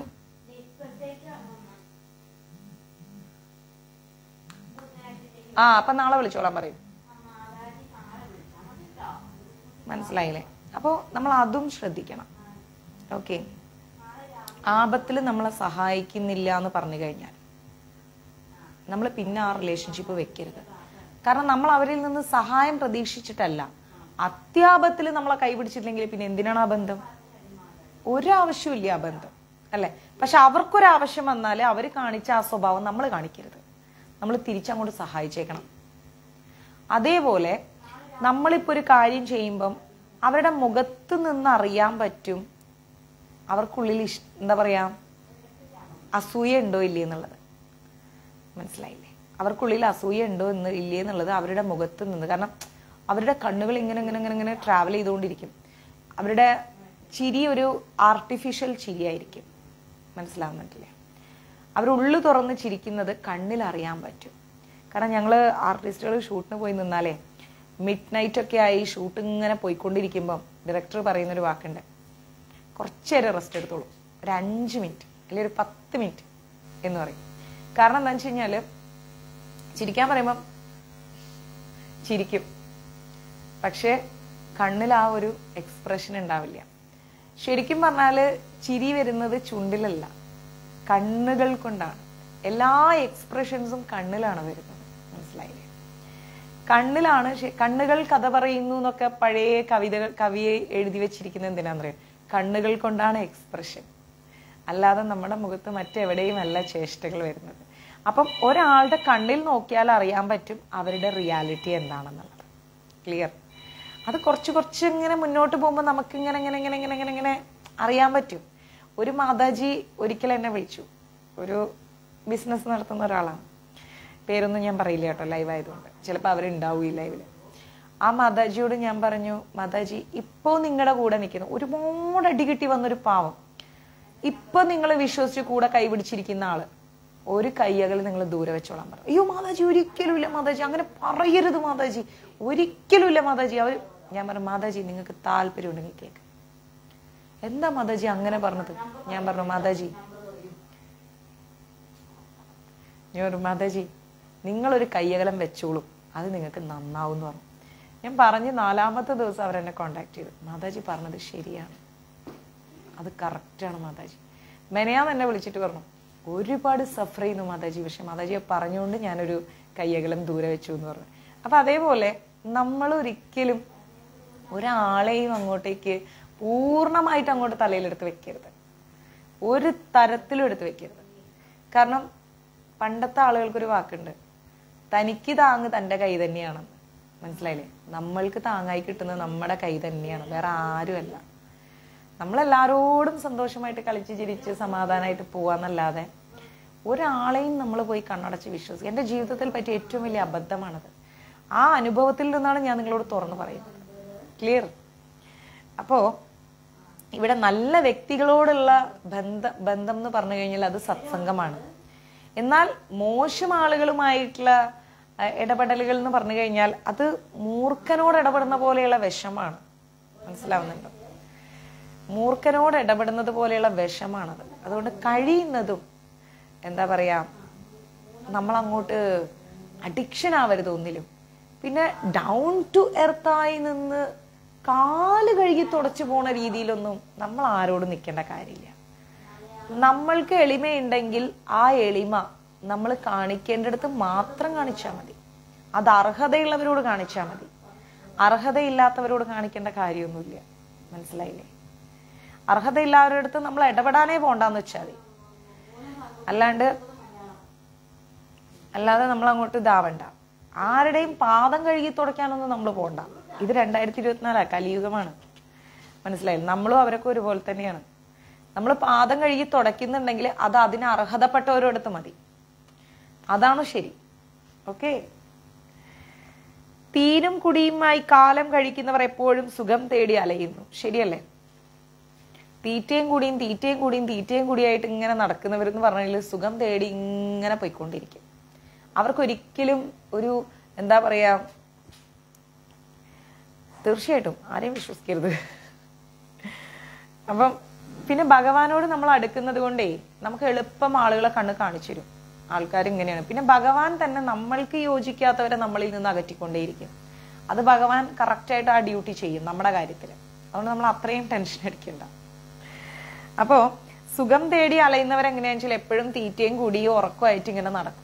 അല്ലാതെ അടങ്ങി ഒതുങ്ങി ഒരു ഭാഗത്ത് ഇരുന്നിട്ട് ഭഗവാൻ അവരെ അന്വേഷിക്കില്ല. നന്മയോ തിന്മയോ തിരിച്ചറിയാൻ അവരെ കൊണ്ടാവില്ല. കുറെ തിന്നുക, കുറെ ഉറങ്ങുക, കുറെ ബളബള എന്ന് പറയുക, ഇത്ര തന്നെ. അവർക്ക് നന്മയും തിരിച്ചറിയാൻ പറ്റില്ല, തിന്മയും തിരിച്ചറിയാൻ പറ്റില്ല. അതാണ് അവരുടെ ഏറ്റവും വലിയ പ്രശ്നം. അവർക്ക് പുരാണങ്ങളിലൊന്നും ഒരു ശ്രദ്ധയില്ല. എന്ത് പുരാണം, ചുമ്മാ വായിച്ചു പോകാൻ ഭ്രാന്ത്, ആരോ എന്തോ എഴുതി വെച്ചത്. ഇതാണ് പുരാണങ്ങളുടെ പ്രശ്നം എന്നാണ് അവര് പറയാറ്. അപ്പൊ പുരാണങ്ങളിൽ തീരെ അവർക്ക് ശ്രദ്ധയില്ല എന്നുള്ളത് മറ്റൊരു വിഷയം. മാനുകൾക്ക് കാതുണ്ട്, കാതില്ലാത്ത പാമ്പുകൾ പോലും നാദത്തിൽ ആകൃഷ്ടരാണ്. ശ്രദ്ധിച്ചു കേട്ടോളൂ ഇത്. മാനുകൾക്ക് കാതുണ്ട്, പക്ഷെ ആ കാതുകൾ കൊണ്ട് മാൻ എപ്പോഴും എന്താ ശ്രദ്ധിക്കുക? ആരെങ്കിലും എന്നെ ഉപദ്രവിക്കാൻ വരുന്നുണ്ടോ, വല്ല സിംഹവും വരുന്നുണ്ടോ, എപ്പോഴും അലേർട്ടായിരിക്കും. എന്നാൽ പാമ്പുകൾക്ക് കാതില്ല, പക്ഷെ ആ മകുടി ഊതുമ്പം പാമ്പ് ഇങ്ങനെ ആടിക്കൊണ്ടിരിക്കുന്നുണ്ട്, അല്ലെ? അപ്പം ഭഗവാന്റെ ഒരു ക്രിയേഷൻ ആലോചിച്ച് നോക്കൂ. ഒന്ന് ജസ്റ്റ് ഒന്ന് ഇമാജിൻ ചെയ്ത് നോക്കൂ ഭഗവാന്റെ ക്രിയേഷൻ. അതാണ് നമ്മൾ മനസ്സിലാക്കേണ്ടത്. ജ്ഞാനേന്ദ്രിയങ്ങളിൽ കാതും കണ്ണുമാണ് പ്രധാനം, അല്ലെ? കാതുകൊണ്ട് കേൾക്കുക, കണ്ണുകൊണ്ട് കാണുക. ഇത് രണ്ടുമില്ലാത്തവരുടെ അവസ്ഥ ആലോചിച്ചു, അല്ലെങ്കിൽ ഇതിൽ ഒന്നില്ലാത്ത ഒരാളുടെ അവസ്ഥ ആലോചിച്ചു നോക്കൂ. കാത് വസ്തുജ്ഞാനത്തെയും കണ്ണ് മനോസുഖത്തെയും പ്രധാനം ചെയ്യും. കാതെന്ന് പറഞ്ഞു കഴിഞ്ഞാൽ വസ്തുജ്ഞാനം. ഇപ്പം ഇങ്ങനൊരു സൗണ്ട് കേട്ടാൽ ആ ഒരു സൗണ്ട് നമ്മൾ ക്യാച്ച് ചെയ്യുന്നു. എന്നാൽ ഇത് കാണാൻ അത്ര സുഖകരമല്ല. ഈ ഒരു കാര്യം ഇങ്ങനെ ചെയ്യുന്നത് കാണാൻ അതിലൊരു പുതുമയില്ല, പക്ഷെ ആ സൗണ്ട് നമുക്കിങ്ങനെ ഒരു ഡിഫറെന്റ് ആണ്. എന്നാൽ കണ്ണെന്ന് പറയുമ്പോഴോ, നമ്മളൊരു മനോഹരമായ ഒരു പൂവാണെങ്കിലോ അതിൽ നിന്ന് യാതൊരു ശബ്ദവും ഇല്ല, അല്ലെ? ഒരു ശബ്ദവും ഇല്ല. പക്ഷെ ആ പൂവിന്റെ മനോഹാരിത നമ്മുടെ മനസ്സിനെ സന്തോഷിപ്പിക്കുന്നു. നിറച്ചും ഇങ്ങനെ സൂര്യകാന്തി പൂ വിരിഞ്ഞിരിക്കുന്ന ഒരു തോട്ടത്തിലേക്ക് നമ്മൾ നോക്കുമ്പോൾ നമ്മുടെ കണ്ണിന് കിട്ടുന്ന ഒരു മനോഹാരിത, ഒരു സുഖം, അത് ഭയങ്കര ഒരു ഫീലാണ്. നമ്മുടെ മനസ്സങ്ങ് കുളിരും. നമ്മൾ അവിടെ നിന്നൊരു ഫോട്ടോ എടുത്താൽ എങ്ങനെ ഇരിക്കുന്ന വരെ നമ്മൾ ആലോചിക്കും, അല്ലെ? കേൾവിയിൽ സാത്വികം, രാജസം, താമസം, ഇങ്ങനെ 3 വിഭാഗങ്ങളുണ്ട്. ഒരു കാര്യം കേൾക്കുമ്പോൾ ആ കേൾക്കുന്ന കാര്യത്തിൽ സാത്വികമുണ്ട്, താമസമുണ്ട്, രാജസമുണ്ട്. എന്തുകൊണ്ടാണ്? പിന്നെ എന്താ പറയാ, ശ്യാമമാതാജി നമ്മളെ മറ്റേ കാര്യം മനസ്സിലായി, ഓർക്കണ്ട? അവൾ അങ്ങനെയാണ്. ഇതാണ് താമസവും രജോ ഗുണവും. ഒരാളുടെ കുറ്റം പറഞ്ഞു കേൾക്കാൻ ഭയങ്കര ഇഷ്ടമാണ് ഇന്ന് ലോകത്ത് എല്ലാവർക്കും. അവനവന്റെ കാര്യം മുഴുവൻ മാറ്റിവെക്കും, എന്നിട്ട് എങ്ങനെ കുറ്റം പറയാന്നുള്ളത് മാത്രമേ നോക്കി നടക്കും. മനസ്സിലാവുന്നത്? നമ്മുടെ മേജർ സന്തോഷ് പ്രഭുവാണ് എന്നെ കുറിച്ച് ഏറ്റവും കൂടുതൽ കുറ്റം കേട്ട ആള്. അദ്ദേഹം അങ്ങോട്ട് മഞ്ജരീസ് പ്രശ്നമായപ്പോഴത്തേക്ക് പാവ പട്ടാളത്തിലെ ജോലിയൊക്കെ മാറ്റി വെച്ചിട്ട് അമ്പിളിക്കുട്ടി ഉറങ്ങിക്കോ, ബാക്കി ഞാൻ നോക്കിക്കോളാം പറഞ്ഞത്. ആ മനുഷ്യനെ അത്രയും അതിൽ തലയിട്ടടിച്ചിട്ടുണ്ടായിരുന്നു. അപ്പോ എന്നിട്ട് അദ്ദേഹം കൊടുക്കേണ്ട മറുപടി കൃത്യമായിട്ട് പക്കയായിട്ട് ഒഫീഷ്യലായിട്ട് കൊടുത്തപ്പം അത് ക്ലിയർ ആയിപ്പോയി. അപ്പൊ ഇതേപോലെ ഞാനും ഒരുപാട് കുറ്റങ്ങൾ ഇന്ന് പലരെ കുറിച്ചും കേട്ടുകൊണ്ടിരിക്കുന്നത്. ഞാൻ ഒന്നേ പറയാറുള്ളൂ. കാരണം അന്ന് സന്തോഷേട്ടൻ എന്നെ പഠിപ്പിച്ചൊരു പാഠമുണ്ട്. നമ്മൾ ഒരാളെ വിധിക്കാൻ, ഒരാളെ കുറ്റം പറയാൻ നമ്മൾ ആളായിട്ടില്ല. എന്നോട് പറഞ്ഞ വാക്കാണ്, നമ്മൾ ആളായിട്ടില്ല. നമ്മൾ പെർഫെക്റ്റ് ആണെന്നുള്ളത് നമ്മളെ പറയും, അല്ലേ? നമ്മൾ എന്തിനാണ് ഒരാളെ കുറ്റം കേൾക്കാൻ നിൽക്കുന്നത്? എന്താവശ്യത്തിന്? അതിന്റെ നേരമില്ല നമുക്ക്, അതിന്റെ ആവശ്യമില്ല നമുക്ക്. എന്താണ് പറയുക? അതേപോലെയാണ് ഇന്ന് പലരെ കുറിച്ചും പല അനുഭവങ്ങളിൽ നിന്ന് പലരും എന്നെ വിളിച്ച് കുറ്റം പറയും. മാതാജി, ഞങ്ങൾ വിശ്വസിച്ചു പോയി, മാതാജി ആയിരുന്നു ശരി, അല്ലെങ്കിൽ ഇതായിരുന്നു ശരി, അതായിരുന്നു ശരി എന്നും പറഞ്ഞ് പലരും വിളിക്കും. നോക്കൂ, മഞ്ജരീസിന്റെ സത്സംഗം പോകുന്നുണ്ട്, നിങ്ങൾക്ക് കാണണോ? നമ്മുടെ പേജിൽ കയറി കണ്ടോളൂ. ഗ്രൂപ്പിൽ ആഡ് ആവണോ? നമ്പർ എന്നേക്ക് ആഡ് ചെയ്ത് തരാം. പിന്നെ വേറെ എന്തുണ്ട് വിശേഷം? സുഖമായിരിക്കുന്നു? മക്കളൊക്കെ എന്ത് പറയുന്നു? എന്താണ് കാര്യങ്ങൾ? എങ്ങനെ പോകുന്നു ജപമൊക്കെ? ഈ രീതിയിൽ ഞാൻ ഡൈവേർട്ട് ചെയ്ത് കളയും. അതർവൈസ് എനിക്കൊന്നും കേൾക്കണ്ട. കേൾക്കാനും താല്പര്യമില്ല, പറയാൻ അത്രയും താല്പര്യമില്ല. നമ്മളായി നമ്മുടെ വഴിയായി, അല്ലേ? കാരണം എന്താ? നമ്മൾ സാത്വികതയിൽ ജീവിക്കാൻ ഇഷ്ടപ്പെടുന്നു. രജോ തമോ ഗുണങ്ങളിലേക്ക് പോകാൻ നമുക്ക് ഒരു താല്പര്യമില്ല. എന്താവശ്യത്തിന്? നമ്മുടെ മനസ്സിലെ എന്താ പറയാ, മനസ്സിൽ നിന്ന് വരുന്ന ആ ചിരി കളയാനോ, നമ്മുടെ മനസ്സമാധാനം കളയാനോ? ചാൻസേ ഇല്ല. അതിനൊന്നും കളയാൻ എൻ്റെ കയ്യിൽ സമയമില്ല. മനസ്സിലാവുന്നില്ലേ? അങ്ങനെ നമ്മൾ മുന്നോട്ട് പോകും. ഒരാളെ കുറ്റം പറഞ്ഞ് വരുമ്പോഴേക്കും പ്ലീസ് പ്ലീസ് പ്ലീസ് ഒന്ന് നിർത്തുവോ പ്ലീസ്, ആ രീതിയിൽ അവിടെ സ്റ്റോപ്പ് ചെയ്യാം. കിട്ടുന്ന സമയം ചിരിക്കുക, കളിക്കുക, തമാശ പറയുക, ആർമാദിക്കുക, ദിവ്യ പറഞ്ഞ പോലെ കൂതറകളായിരിക്കുക. അതിലൊരു സന്തോഷമുണ്ട്. ക്ലിയർ? അതിൻ്റെ ഇടയ്ക്ക് എനിക്ക് വേറൊരു കാര്യം പറയാൻ വിട്ടുപോയി, ക്ഷമിക്കണം. ഞാനിത് ഇടയ്ക്ക് പറയുന്നതിൽ പെട്ടെന്നാണ് ഓർത്തത്. ഇന്ന് ഒരു തരത്തിൽ പറഞ്ഞാൽ സന്തോഷമുള്ള ദിവസമാണ്. കാരണം നമ്മുടെ എല്ലാവരുടെയും പ്രിയപ്പെട്ട ചേർത്തലയിലെ ഗിരീഷ് ഏട്ടൻ്റെയും ജിഷേച്ചിയുടെയും വിവാഹ വാർഷികമാണ്. ഗുരുവായൂർ മഞ്ജരീസിൻ്റെയും എൻ്റെയും ഹൃദയം നിറഞ്ഞ വിവാഹ വാർഷിക ദിനാശംസകൾ. ആയുരാരോഗ്യ സൗഭാഗ്യങ്ങളും അഷ്ടൈശ്വര്യങ്ങളും ഉണ്ടാവട്ടെ. അതേപോലെ ഇന്ന് നമ്മുടെ ഉണ്ണികൃഷ്ണൻ പ്രഭുവിൻ്റെ ഒക്കെ കൂടെയുള്ള ശ്രീധരൻ പ്രഭുവിൻ്റെ അമ്മ ഇന്ന് മരിച്ചു. വൈകുന്നേരം ഒരു 5:36 ആ സമയത്ത്. അദ്ദേഹത്തിനാണെങ്കിൽ തീരെ വയ്യ, അറിയാലോ. സർജറി ഒക്കെ കഴിഞ്ഞ് പാവം ക്യാൻസറാണ്. ഉള്ളിൽ നിന്ന് വേസ്റ്റ് ബാഗൊക്കെ എടുത്ത് മാറ്റി ആ മനുഷ്യൻ റെസ്റ്റിലാണ്. എഴുന്നേറ്റ് നടക്കാൻ പോലും പറ്റാത്തൊരു സാഹചര്യത്തിൽ അദ്ദേഹത്തിൻ്റെ അമ്മ പോയി. നമ്മൾ ആ ഒരു വിയോഗത്തിൽ ശരിക്ക് നമ്മളെല്ലാവരും പങ്കുകൊള്ളണം. കാരണം ഒരമ്മ എന്ന് പറഞ്ഞു കഴിഞ്ഞാൽ മറുവാക്കില്ലാത്തൊരു സ്ഥാനമാണ്, അല്ലേ?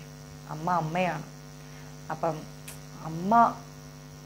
അമ്മയാണ് മരിച്ചിരിക്കുന്നത്. ഞാൻ മഞ്ജരീസിൻ്റെ വക ഒരു റീത്ത് വയ്ക്കാൻ പറഞ്ഞിട്ടുണ്ട്. ഉണ്ണികൃഷ്ണൻ പ്രഭു ശ്രമിക്കുന്നുണ്ട്.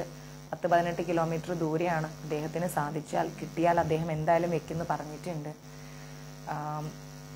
അപ്പം നമുക്ക് ഒരു നിമിഷം ആ അമ്മയുടെ ആത്മാവിന് വേണ്ടിയിട്ട് മൗനമായിട്ട് ഒരേ ഒരു നിമിഷം പ്രാർത്ഥിക്കാം. ഓക്കെ?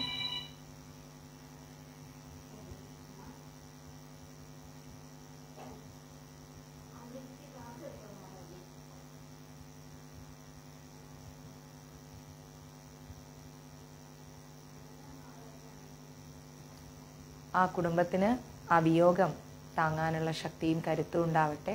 അമ്മയുടെ ആത്മാവ് ഭഗവാന്റെ തൃപാദങ്ങളിൽ ലയിച്ചു ചേരട്ടെ. ഇനിയൊരു പുനർജന്മമില്ലാത്ത രീതിയിൽ ആ അമ്മയ്ക്ക് ശാന്തി ലഭിക്കട്ടെ. ഹരേ കൃഷ്ണ. അപ്പോൾ നമ്മൾ കേൾക്കുന്ന കാര്യങ്ങളുടെ അടിസ്ഥാനത്തിലാണ് നമ്മുടെ സാത്വിക മനോഭാവവും രാജസ മനോഭാവവും താമസ മനോഭാവവും നിലനിൽക്കുന്നത്. നമ്മൾ നല്ല കാര്യങ്ങളാണ് കേൾക്കുന്നതെങ്കിൽ സാത്വികത, തെറ്റായ കാര്യങ്ങളാണ് കേൾക്കുന്നതെങ്കിൽ രജോ ഗുണം, തമോ ഗുണം. നമ്മളൊരു നെഗറ്റീവ് കേൾക്കാൻ ഇഷ്ടപ്പെടാത്ത ആൾക്കാരാണ്. ആ നെഗറ്റീവ് കേട്ടാൽ നമ്മുടെ ഹൃദയവും അതിനനുസരിച്ച് തന്നെ ട്രാവൽ ചെയ്യും. നമ്മുടെ എന്താ പറയാ, നമ്മുടെ ജീവിതം തന്നെ ഭയങ്കര നെഗറ്റീവായി പോവും. മനസ്സിലാവുന്നുണ്ടോ? അപ്പം നമ്മൾ ഒരിക്കലും ഒരാളുടെയും നെഗറ്റീവ് കേൾക്കാൻ നിൽക്കരുത്, ഒരിക്കലും നിൽക്കരുത്. നമ്മൾ ക്ലിയർ ആണോ എന്ന് നമുക്കറിയോ? അറിഞ്ഞും അറിയാതെയും ചിന്താവാക്ക് പ്രവൃത്തികളൊക്കെ നമ്മൾ അനേകായിരം തെറ്റുകൾ നിമിഷാർദ്ധങ്ങളിൽ ചെയ്തുകൊണ്ടിരിക്കുന്നു, അല്ലെ? അപ്പൊ പിന്നെ നമ്മൾ എങ്ങനെയാണ് ഒരാളെ വിധിക്കുന്നത്? അതിന് നിൽക്കരുത്. നമുക്ക് താല്പര്യമില്ല ആ കാര്യത്തിന്. അതായിരിക്കണം മഞ്ജരീസിൽ നിന്നുള്ള നമ്മുടെ ഏറ്റവും വലിയ ഗുണപാഠം. കേൾക്കേ ചെയ്യണ്ട. വേദശാസ്ത്ര ശ്രവണം സാത്വികമാണ്. അതായത് വേദങ്ങൾ കേൾക്കുന്നത്, സത്സംഗങ്ങൾ കേൾക്കുന്നത്, ഭക്തരെ കുറിച്ചുള്ള കാര്യങ്ങൾ കേൾക്കുന്നത്, അതായത് അവര് ഭക്തിയിൽ ഉയർന്നത് എങ്ങനെ, അല്ലെങ്കിൽ ഒരാൾ ചെയ്ത നല്ല കാര്യങ്ങൾ കേൾക്കുന്നത്, ഇതൊക്കെ എന്ന് പറഞ്ഞു കഴിഞ്ഞാൽ സാത്വിക മനോഭാവമാണ്. സാഹിത്യം രാജസമാണ്. മനസ്സിലായില്ലേ? സാഹിത്യമായിരിക്കുന്ന കാര്യങ്ങളൊക്കെ പറയാൻ രജോ ഗുണങ്ങളിലേക്ക് പോകുന്നു. യുദ്ധവാർത്ത, പരദൂഷണം എന്നിവയൊക്കെ താമസമാണ്. യുദ്ധം എന്ന് പറഞ്ഞു കഴിഞ്ഞാൽ എന്താ പറയാ, പരസ്പരം അടികൂടുക എന്ന് പറയുമ്പം നമ്മുടെ രാജ്യത്തിന് വേണ്ടിയൊക്കെ അത് ധർമ്മം പാലിച്ചേ പറ്റൂ. എന്നാലും അത് എവിടെയാണ്, എന്തിലാണ്? താമസമാണ്. കാരണം അവിടെ മരണം സംഭവിക്കുന്നുണ്ട്. അതുകൊണ്ട് അതർവൈസ് നമുക്കത് ധാർമ്മികമായിരിക്കുന്ന ഒരു കാര്യമാണ്. സാത്വികത്തിൽ തന്നെ, ഇനി സാത്വിക മനോഭാവത്തിൽ തന്നെ ശ്രദ്ധിച്ചു കേൾക്കണേ. സാത്വിക ഗുണം, രജോ ഗുണം, തമോ ഗുണം. ഈ സാത്വിക ഗുണത്തിൽ ഉത്തമം, മധ്യമം, അധമം, അങ്ങനെ 3 രീതികളുണ്ട്. സാത്വിക ഗുണത്തില് ഉത്തമമുണ്ട്, മധ്യമമുണ്ട്, അധമമുണ്ട്. ഉത്തമയായിരിക്കുന്നത്, ഓർത്തെടുക്കാൻ ഞാൻ പറഞ്ഞുതരാം. ഉത്തമമായിരിക്കുന്നത്, ഏറ്റവും പെർഫെക്റ്റ് ആയിരിക്കുന്നത്, ടോപ്പസ്റ്റ് ലെവൽ. മധ്യമം, ഉത്തമത്തിനേക്കാൾ കുറച്ച് താഴെ. നടുക്ക്. അധമം, ഏറ്റവും താഴെ. അപ്പൊ സാത്വികത്തിൽ 3 കാറ്റഗറി: ഉത്തമം, മധ്യമം, അധമം. അത് എന്താണ് ഈ ഉത്തമം കൊണ്ട് ഉദ്ദേശിക്കുന്നത്? മുക്തിപ്രദം. അതായത് സാത്വിക ഗുണത്തിൽ നമ്മൾ മുന്നോട്ട് പോവാണെങ്കിൽ നമ്മൾ മുക്തിയിലേക്കാണ് എത്തിച്ചേരുന്നത്, മോക്ഷത്തിലേക്ക്. അത് മുക്തിപ്രദായകമാണ്. എന്നാൽ മധ്യമം എന്താണ്? സ്വർഗവാസം. മധ്യമം എന്ന് പറഞ്ഞാൽ സ്വർഗവാസത്തിൽ അങ്ങനെ നിന്ന് പോകും. പിന്നെ അധമം എന്ന് പറഞ്ഞാൽ ഭോഗഫലം, വീണ്ടും നമ്മൾ അനുഭവിക്കാൻ ഈ ഭൂമിയിലേക്ക് വരേണ്ടി വരും. എന്നിങ്ങനെ 3 തരമുണ്ട്. സാഹിത്യത്തില് സ്വന്തം ഭാര്യയെ സംബന്ധിച്ചത് ഉത്തമമാണ്, വേശ്യയെ സംബന്ധിച്ചത് മധ്യമമാണ്, പരഭാര്യയെ കുറിച്ചുള്ളത് അധമമാണ്. മനസ്സിലായില്ലേ? സ്വന്തം ഭാര്യയെ കുറിച്ചുള്ള ഒരു കാര്യം എന്ന് പറഞ്ഞു കഴിഞ്ഞാൽ എന്താണ്? അത് ഉത്തമമാണ്. ഓക്കെ, അതായത് മുക്തിപ്രദമാണ്. സ്വന്തം ഭാര്യ, കുടുംബം, അത് ഉത്തമ പൊസിഷനില്. വേശ്യാസ്ത്രീകളുമായിട്ടുള്ള ആ കാര്യങ്ങൾ, അത് ഇത് അങ്ങനെയുള്ള സംസാരങ്ങൾ, പോക്ക് എന്നൊക്കെ പറഞ്ഞു കഴിഞ്ഞാൽ മധ്യമമാണ്. എന്നാൽ ഇനി ഒരാളുടെ ഭാര്യയെ കുറിച്ചുള്ള ഒരു കാര്യം എന്നൊക്കെ പറഞ്ഞു കഴിഞ്ഞാൽ അത് അധമമാണ്. മനസ്സിലാവുന്നുണ്ടോ? വളരെ താഴ്ന്ന ലെവലാണ്. ഒരിക്കലും നമ്മൾ അങ്ങനെയൊന്നും പറയാനും ചെയ്യാനും പാടില്ല. താമസ ശ്രവണവും 3 എണ്ണം ഉണ്ട്. താമസ ശ്രവണത്തെ കുറിച്ച് പറയുകയാണെങ്കിലും 3 തരമുണ്ട്. യുദ്ധങ്ങളുടെ വാർത്ത എന്ന് പറഞ്ഞാൽ ഉത്തമം. നേരിട്ട് യുദ്ധം, ഇപ്പൊ ഒളിച്ചു നിന്ന് യുദ്ധം ചെയ്യുക, ചതിച്ചു കൊല്ലുക, അതൊക്കെ വളരെ മോശമാണ്, ചെയ്യാൻ പാടില്ല. യുദ്ധങ്ങളുടെ വാർത്ത, ഇപ്പോ നമ്മളെ ഇന്ത്യ, പാകിസ്ഥാൻ, അതുപോലെ നമുക്ക് ചുറ്റും കുറെ ഇഷ്യൂസ് ഉണ്ട് നമ്മുടെ അയൽരാജ്യങ്ങള്. അപ്പൊ അവരൊക്കെ എന്ന് പറയുമ്പോൾ ഞങ്ങൾ യുദ്ധം ചെയ്യാൻ പോകണല്ലേ, യുദ്ധം ചെയ്യാൻ, എനിക്ക് ആ ഡിപ്പാർട്ട്മെന്റ് കൂടുതൽ അറിയില്ല, അതൊക്കെ പറയാൻ യോഗ്യതയുള്ള ഒരാൾ സന്തോഷമായിട്ടാണ്, എനിക്കതേക്കുറിച്ച് അറിഞ്ഞുകൂടാ. അപ്പൊ അങ്ങനെ യുദ്ധം നേരിട്ട് ചെയ്യുന്നത് എന്ന് പറയുകയാണെങ്കിൽ വാർത്ത എന്ന് പറഞ്ഞു കഴിഞ്ഞാൽ അത് ഉത്തമമാണ്. കാരണം ഇൻഫോം ചെയ്തിട്ട് അത് ഓക്കെ എന്നുള്ള സിഗ്നലോട് കൂടിയാണ് അത് ഇറങ്ങുന്നത്. വെറുപ്പ് കൊണ്ട് യുദ്ധം ചെയ്യുക, അതായത് ഇവർ ഒരിക്കലും നന്നാവരുത്, നശിച്ചു പോകണമെന്ന് പറഞ്ഞിട്ട് ചെയ്യുന്നതാണെങ്കിൽ അത് മധ്യമമാണ്. എന്നാൽ കാരണം കൂടാതെ ആ രാജ്യം നന്നായി വരുന്നു എന്നുള്ള ഒരു അസൂയ കൊണ്ട് ആ രാജ്യത്തെ നശിപ്പിക്കാനോ അല്ലെങ്കിൽ പടവെട്ടാനോ ഒക്കെ പോവുകയാണെങ്കിൽ അത് അധമമാണ്. ഒരു കാരണവും ഇല്ലാതെ നമ്മൾ ഒരാളെ ദ്രോഹിക്കുക എന്ന് പറഞ്ഞാൽ അത് അധമമാണ്. അപ്പോ ഇതിലെല്ലാത്തിലും പുണ്യമായിട്ടുള്ളത് എന്താണ്? ഇങ്ങനെയുള്ള എല്ലാ കാര്യവും വിട്ടേക്ക്. ഇങ്ങനത്തെ കാര്യങ്ങളൊന്നും മനസ്സിൽ വെക്കണ്ട. ഇതിനേക്കാളൊക്കെ ഏറ്റവും ബെസ്റ്റ് ആയിട്ടുള്ള ഒരു കാര്യം എന്ന് പറഞ്ഞു കഴിഞ്ഞാൽ പുരാണ ശ്രവണമാണ്. പുരാണങ്ങൾ കേൾക്കുക എന്ന് പറയുന്നതിനേക്കാൾ കൂടുതൽ സന്തോഷവും സമാധാനവും നമുക്ക് മറ്റൊന്നുമില്ല. മനസ്സിലാവുന്നുണ്ടോ? ഒന്നുമില്ല. അത് തന്നെയാണ് ഏറ്റവും സുഖം. മഹാശയ വ്യാസനിൽ നിന്നും കേട്ടതായ പുരാണത്തെ നമുക്ക് പറഞ്ഞു തരൂ, അല്ലെ? നമുക്ക് അത് കേൾക്കണം. വ്യാസമഹർഷിയുടെ വായിൽ നിന്ന് വന്ന ആ പുരാണം എന്താന്നുള്ളത്. അപ്പൊ സൂതൻ പറയാണ്, നാം ധന്യരാണ് എന്നുള്ള കാര്യം നിശ്ചയമാണ്. ഇവിടെ സൂതൻ അതാ പറയും, നാം ധന്യരാണെന്ന്. അപ്പം ഇവിടെ നമ്മൾ മഞ്ജരീസിലേക്ക് കേട്ടുകൊണ്ടിരിക്കുന്ന 143 പേരും ധന്യര് തന്നെയാണ്. കാരണം ഭഗവാന്റെ തിരുസന്നിധിയിൽ വെച്ച് നമുക്ക് ലൈവായിട്ട് ഇത് കേൾക്കാൻ സാധിക്കല്ലേ? നിങ്ങൾക്ക് കേൾക്കാനും എനിക്ക് പറയാനും ഉത്സാഹമുണ്ടല്ലോ, ശരിയല്ലേ? എനിക്ക് പറയാനും ഉത്സാഹമുണ്ട്, നിങ്ങൾക്ക് കേൾക്കാൻ അതിലേറെ ഉത്സാഹമുണ്ട്. പ്രളയജലത്തിലെ ശേഷനാഗമെത്തയിൽ പള്ളികൊള്ളുന്ന ശ്രീ വിഷ്ണുവിന്റെ കർണമലത്തിൽ നിന്നും ബലിഷ്ഠരായിരിക്കുന്ന 2 ദാനവർമാർ വന്നു. എവിടെ? ശേഷനാഗമെത്തയിൽ, അനന്തശേഷന്റെ ആ മെത്തയിൽ ഭഗവാൻ ഇങ്ങനെ പള്ളികൊള്ളുകയാണ്. അപ്പൊ ഭഗവാന്റെ കർണത്തിന്റെ മലത്തിൽ നിന്നാണ് 2 അസുരന്മാര് വരുന്നത്. അവർ സമുദ്രജലത്തില്, ഭഗവാൻ സമുദ്രത്തിലല്ലേ കിടക്കുന്നത്, അപ്പൊ ആ സമുദ്രജലത്തിൽ അങ്ങനെ കളിച്ച് കാലം അവരിങ്ങനെ പോക്കി. അങ്ങനെ ഇരിക്കെ അവരിലും ഒരു സംശയം വന്നു. എന്താണ്? കാരണമില്ലാതെ കാര്യം ഉണ്ടാവില്ലല്ലോ. അതിനെപ്പറ്റി നമുക്കറിയാൻ കഴിയുന്നില്ലല്ലോ. ഈ പരന്നു കിടക്കുന്ന ഈ കടലിന് എന്താ ഒരു അടിസ്ഥാനം, എന്താ ഉള്ളത്, ആരാണിത് സൃഷ്ടിച്ചത്, നമ്മളൊക്കെ എങ്ങനെ ജനിച്ചു, ഇതൊക്കെ അവർക്കുള്ളിൽ ഒരു സംശയം വന്നു. ഇങ്ങനെ ചിന്തിച്ചുകൊണ്ടിരിക്കെ മധു കൈടബന്മാർ എന്നാണ് അവരുടെ പേര്. അപ്പം മധുവിനോട് കൈടബൻ പറയാണ്, മധു, നമ്മെ ഈ ജലത്തിൽ താങ്ങി നിർത്താൻ ആരോ ഉണ്ടെന്നുള്ള കാര്യം ശരിയാണ് മധു, ആരോ ഉണ്ട്. ഗുരു മഹാരാജ് വിജയ്, ആരോ ഉണ്ട്. ജലത്തിന്റെ നിലനിൽപ്പിന് കാരണമായിരിക്കുന്ന പരാശക്തി ആയിരിക്കും നമ്മളെയും സൃഷ്ടിച്ചിട്ടുണ്ടാവുക അല്ലെ. ഇങ്ങനെ അവര് സംസാരിക്കുന്ന ആ ഒരു കാര്യം ഇങ്ങനെ സംസാരിച്ചുകൊണ്ടിരിക്കുമ്പോ അവരൊരു ബീജമന്ത്രം കേട്ടു. അതവര് പൂർണ്ണമായി ഉൾക്കൊണ്ട് ധ്യാനിക്കേ പെട്ടെന്ന് ആകാശത്ത് വലിയൊരു മിന്നൽ അങ്ങോട്ട് വന്നു. മൂർത്തിയായി തീർന്ന മന്ത്രമാണിത് എന്ന് അവർ അങ്ങ് തീരുമാനിച്ചു. അവര് ആ കേട്ട മന്ത്രം അവര് മന്ത്രിച്ചുകൊണ്ടിരിക്കെ ആ മന്ത്രം ഒരു മൂർത്തിയായി മാറി. ആഹാരം പോലും ഉപേക്ഷിച്ചിട്ട് ഈ മധുവും കൈടബനും എന്ത് ചെയ്ത് ധ്യാനിക്കാൻ തുടങ്ങി. അങ്ങനെ ഇരിക്കെ 1000 ആണ്ട് കഴിഞ്ഞപ്പോ പരാശക്തി ദേവി അവരുടെ മുമ്പിൽ അങ്ങ് പ്രത്യക്ഷപ്പെട്ടു. ദേവി അശരീരിയായിട്ട് ആകാശത്തിലൊരു വാഗ്ര രൂപത്തിൽ അങ്ങോട്ട് വന്നു. നിങ്ങൾക്ക് ഇഷ്ടമുള്ള വരം എന്താണെന്ന് ചോദിച്ചു കൊള്ളുക എന്ന് പറഞ്ഞു ദേവി. ആ ആകാശത്തിൽ നിന്നുള്ള ശബ്ദം കേട്ടപ്പോ അവര് സ്വേച്ഛാമൃത്യുവരം അങ്ങ് ആവശ്യപ്പെട്ടു. സ്വേച്ഛാമൃത്യുവരം. ഉടനെ ദേവി അത് കൊടുക്കുകയും ചെയ്തു. ഇങ്ങനെ പരാശക്തിയിൽ നിന്ന് കിട്ടിയ ആ വരം, ആരെയും ജയിക്കാനുള്ള ആ ഒരു വരം, അതും വാങ്ങി അഹങ്കാരത്തോടെ അവർ ആ സമുദ്രത്തിൽ അങ്ങനെ കളിച്ച് ജീവിക്കുകയാണ്. കുറച്ചു കഴിഞ്ഞ് വന്നപ്പോ, കുറച്ചു കാലം കഴിഞ്ഞപ്പം താമരയിലുണ്ട് ആരോ ഇരുന്ന് ധ്യാനിക്കുന്നു. അവർ കാണുകയാണ്. അതാരാണ്? നമ്മുടെ ബ്രഹ്മദേവൻ. അവർ ആരോടെങ്കിലും ഒന്ന് അടി ഉണ്ടാക്കാൻ വേണ്ടി ഇങ്ങനെ നടക്കുകയായിരുന്നു. നമ്മുടെ മധുവും കൈടബൻ ആരോടെങ്കിലും യുദ്ധം ചെയ്യാൻ ആലോചിച്ചുകൊണ്ടിരിക്കുമ്പോഴാണ് താമരയിലിരിക്കുന്ന നമ്മുടെ ബ്രഹ്മദേവനെ കാണുന്നത്. അവരെന്ത് ചെയ്ത് ബ്രഹ്മാവിനെ പോയിട്ട് അങ്ങോട്ട് പോരിന് വിളിച്ചു. യുദ്ധസന്നദ്ധനല്ലെങ്കിൽ ഈ താമര വിട്ടു പോവുക, നീ യുദ്ധത്തിന് തയ്യാറല്ലെങ്കിൽ ഈ താമര അങ്ങോട്ട് ഉപേക്ഷിക്കുന്നീ എന്ന് അങ്ങോട്ട് പറഞ്ഞു. പോരാടാൻ ശക്തിയില്ലാതെ വെറുതെ ധ്യാനിച്ചിരുന്നിട്ട് എന്ത് കാര്യം? ഇവിടം എന്ന് പറഞ്ഞു കഴിഞ്ഞാൽ ഇത് വീരന്മാർക്ക് മാത്രമുള്ള സ്ഥലമാണ്. പരാക്രമശാലികളും അതിബലവാന്മാരായിരിക്കുന്ന ഞങ്ങളെ പോലുള്ളവർക്കുള്ള സ്ഥാനമാണിത് എന്ന് പറഞ്ഞു. അങ്ങനെ ഇരിക്കെ ഇവരിതെല്ലാം പറഞ്ഞപ്പോ നമ്മുടെ ബ്രഹ്മദേവനാകെ ചിന്തിക്കാൻ തുടങ്ങി. ഇതെന്തൊരു പാട്, ഞാനിവരോട് യുദ്ധം ചെയ്യാൻ പോയിട്ട് ഒന്നിനും പോയില്ല, ഞാനിവിടെ എന്റെ പാടിനിരുന്ന് താമരപ്പൂവിന്റെ അകത്ത് ഇരുന്നുകൊണ്ട് ഇങ്ങനെ ജപിച്ചുകൊണ്ടിരിക്കുകയാണ്. അപ്പോഴാണ് ഇവരുടെ പരാക്രമവും കൊണ്ടുവന്നത്. ആകെപ്പാട് നമ്മുടെ ബ്രഹ്മദേവൻ അങ്ങോട്ട് എന്തായി, ടെൻഷൻ ആവാൻ തുടങ്ങി, ചിന്തിക്കാൻ തുടങ്ങി. ഇനി അടുത്തതെന്ന് പറയുമ്പോൾ 12ാമത്തെയാണ് വിഷ്ണു പ്രബോധം എന്നാണ് പറയുന്നത്. ശ്രീമദ് ദേവി ഭാഗവതത്തില് വിഷ്ണു പ്രബോധം എന്നാണ് പറയുന്നത്. ഹരേ കൃഷ്ണ പ്രഭുജി.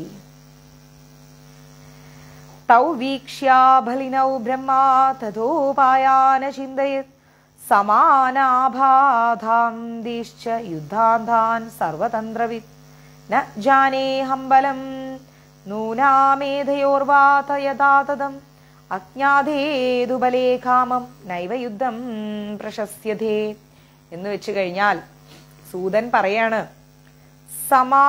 സമാധാനബോധികളായിരിക്കുന്ന യുദ്ധോപായങ്ങളെ കുറിച്ച് ബ്രഹ്മാവ് ആലോചിച്ചു. എന്തായാലും യുദ്ധത്തിന് വിളിച്ചു, ഇനി സമാധാനത്തോടെ എങ്ങനെ യുദ്ധം ചെയ്യാം, ഇതാണ് നമ്മുടെ ബ്രഹ്മദേവൻ ആലോചിക്കുന്നത്. ഇവരുടെ ബലം എത്രയാണെന്നുള്ളത് ബ്രഹ്മദേവന് ഒരു രക്ഷയില്ല, അത് ചിന്തിക്കാൻ പോലും പറ്റുന്നില്ല.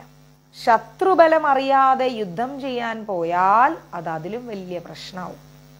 എന്നാൽ ഈ ദുഷ്ടന്മാരെ ഞാൻ സ്തുതിച്ച് സോപ്പിട്ട് കൂടെ നിർത്തിയാലോ, അതെന്റെ കഴിവുകേടുമായിരിക്കും.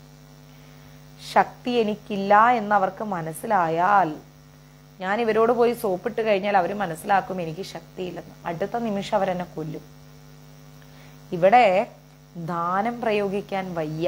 ബ്രഹ്മദേവൻ ചിന്തിക്കാണ്, അവരെന്നെ കൊല്ലുന്നുള്ള കാര്യം ഉറപ്പായി. ഒരു കാര്യം ചെയ്യാം, ശേഷശയ്യയിൽ പള്ളി കൊള്ളുന്ന ചതുർഭുജനെ ഉണർത്തി സങ്കടത്തിനൊരു പരിഹാരം കാണാം. ചതുർഭുജൻ എന്ന് പറഞ്ഞു കഴിഞ്ഞാൽ നമ്മുടെ ഭഗവാനെ പോയി ഉണർത്തിയിട്ട് ഒരു ഹെൽപ്പ് ചോദിക്കാം എന്ന് കരുതിയിട്ട് ബ്രഹ്മാവ് എന്ത് ചെയ്ത് വിഷ്ണു ഭഗവാനെ അങ്ങ് ഉണർത്താൻ ഒരു കീർത്തനം അങ്ങ് സ്തുതിച്ചു. ദീനനാഥനും ഭക്തരുടെ ആമയങ്ങളെ പോക്കുന്നവനുമായിരിക്കുന്ന അവിടുന്ന് അതായത് രോഗാരിഷ്ടതകളെല്ലാം മാറ്റി ഭക്തരാകുന്ന ആളുകളുടെ മനസ്സിലെ വേദനകളും ആകുലതകളും എല്ലാം മാറ്റുന്ന അവിടുന്ന് ഭഗവാനെ ഉറക്കമെണീറ്റിട്ട് ഈയുള്ളവന്റെ സങ്കടവും തീർത്തു തരണേ.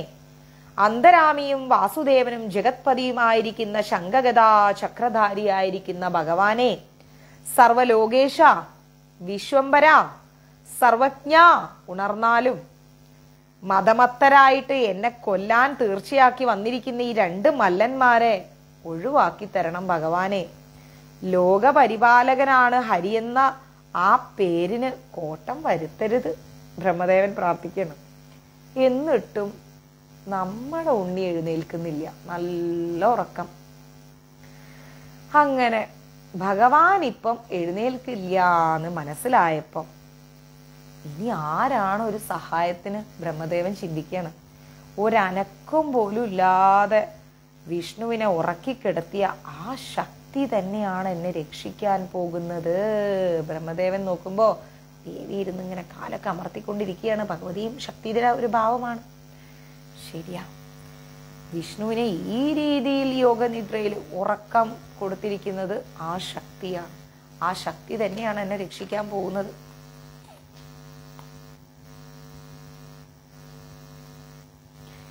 നിദ്രയിൽ ആമഗ്നനായാൽ, അതായത് നല്ലോണം അങ്ങോട്ട് ഉറങ്ങിക്കഴിഞ്ഞാല് മരിച്ചവരെന്ന പോലെ ഹരിക്കും ശബ്ദാദികൾ അറിയാൻ കഴിയുന്നില്ല. മരിച്ചു കിടക്കുന്ന ഒരാൾ ഒരു ശബ്ദം അറിയാത്തതുപോലെയാണ് ഹരിയും. നല്ല ഉറക്കാണ്. നിദ്ര വിഷ്ണുവിന്റെ അധീനതയിലല്ല എന്ന് നിശ്ചയം. ഹരിയും ലക്ഷ്മിയും യോഗനിദ്രയ്ക്ക് അധീനരത്രേ. അപ്പോ അവരുടെയും മേലെയാണ് ആ മഹാദേവിക്ക് സ്ഥാനം. മാത്രല്ല ശംഭുവും പാർവതിയും ഞാനും വാണിയും എല്ലാം നിദ്രയ്ക്ക് അധീനരാണ്. ഞങ്ങളെല്ലാവരും നിദ്രയിൽ പെട്ടുപോകും. പ്രാകൃതനെ പോലെ മഹാവിഷ്ണു ഇങ്ങനെ ഉറങ്ങിക്കിടക്കുന്നു. പിന്നെ സാധാരണ മനുഷ്യന്റെ കാര്യം പറയാനുണ്ടോ? ഇങ്ങനെ നിരാശയാണെങ്കിലും ബ്രഹ്മാവ് യോഗനിദ്രയെ അങ്ങോട്ട് വാഴ്ത്താൻ തുടങ്ങി.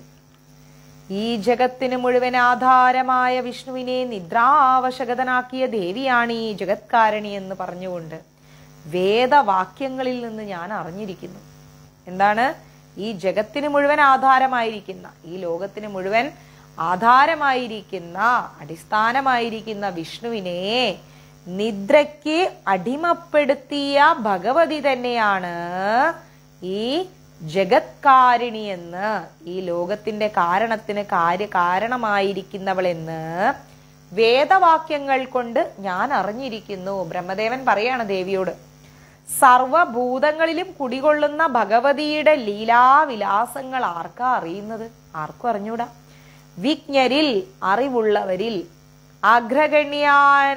അഗ്രഗണ്യനായിരിക്കുന്ന വിഷ്ണുവിനെ, ഏറ്റവും വലിയ അഗ്രഗണ്യനായിരിക്കുന്ന വിഷ്ണുവിനെ ഇതുപോലെ ബോധം വിട്ടുറങ്ങുമ്പോൾ, ബുദ്ധിയില്ലാത്ത നമ്മുടെ കാര്യമൊക്കെ പറയാനുണ്ടോ? നല്ല ഉറക്കം അങ്ങോട്ട് ഉറങ്ങും നമ്മൾ, അല്ലേ? സംഖ്യന്മാർ പ്രകൃതി പുരുഷ ബന്ധത്തെ പറ്റി പറയുമ്പോൾ പ്രകൃതി ചൈതന്യരഹിതമെന്ന് പറയുന്നു. എന്നാൽ ജഗത്തിന്റെ വിധി നിർണയിക്കുന്നത് ആ പ്രകൃതിയാണ്, അല്ലെ?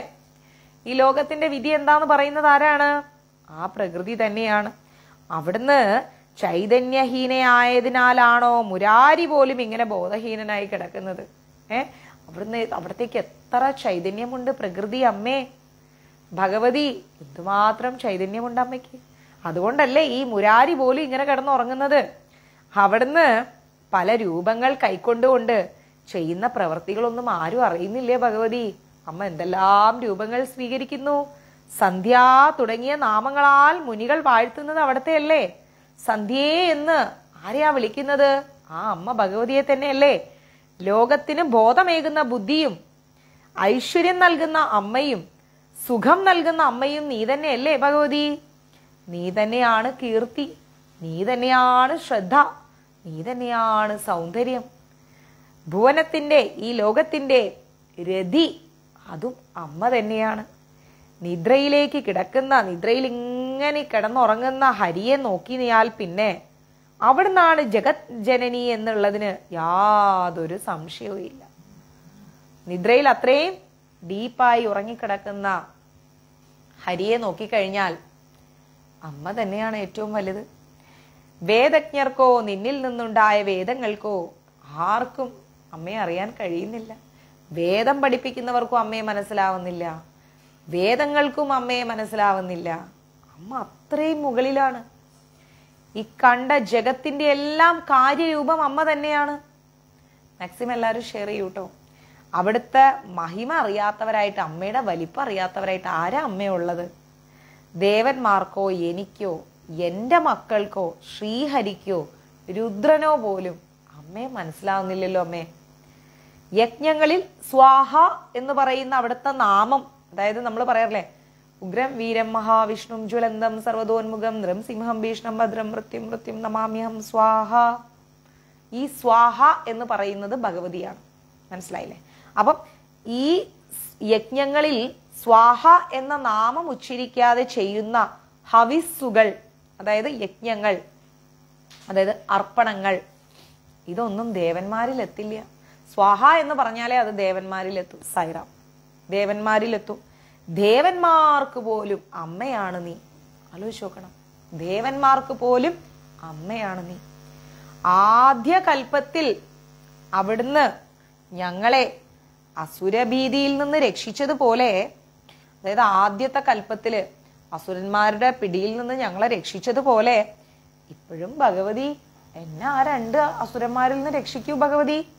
ഹരി അവിടുത്തെ പ്രഭാവം കൊണ്ട്, അതായത് ഭഗവാൻ അവിടുത്തെ പ്രഭാവം കൊണ്ട് വെട്ടിയിട്ട തടിക്കഷ്ണം പോലെ കിടന്നുറങ്ങാണ്.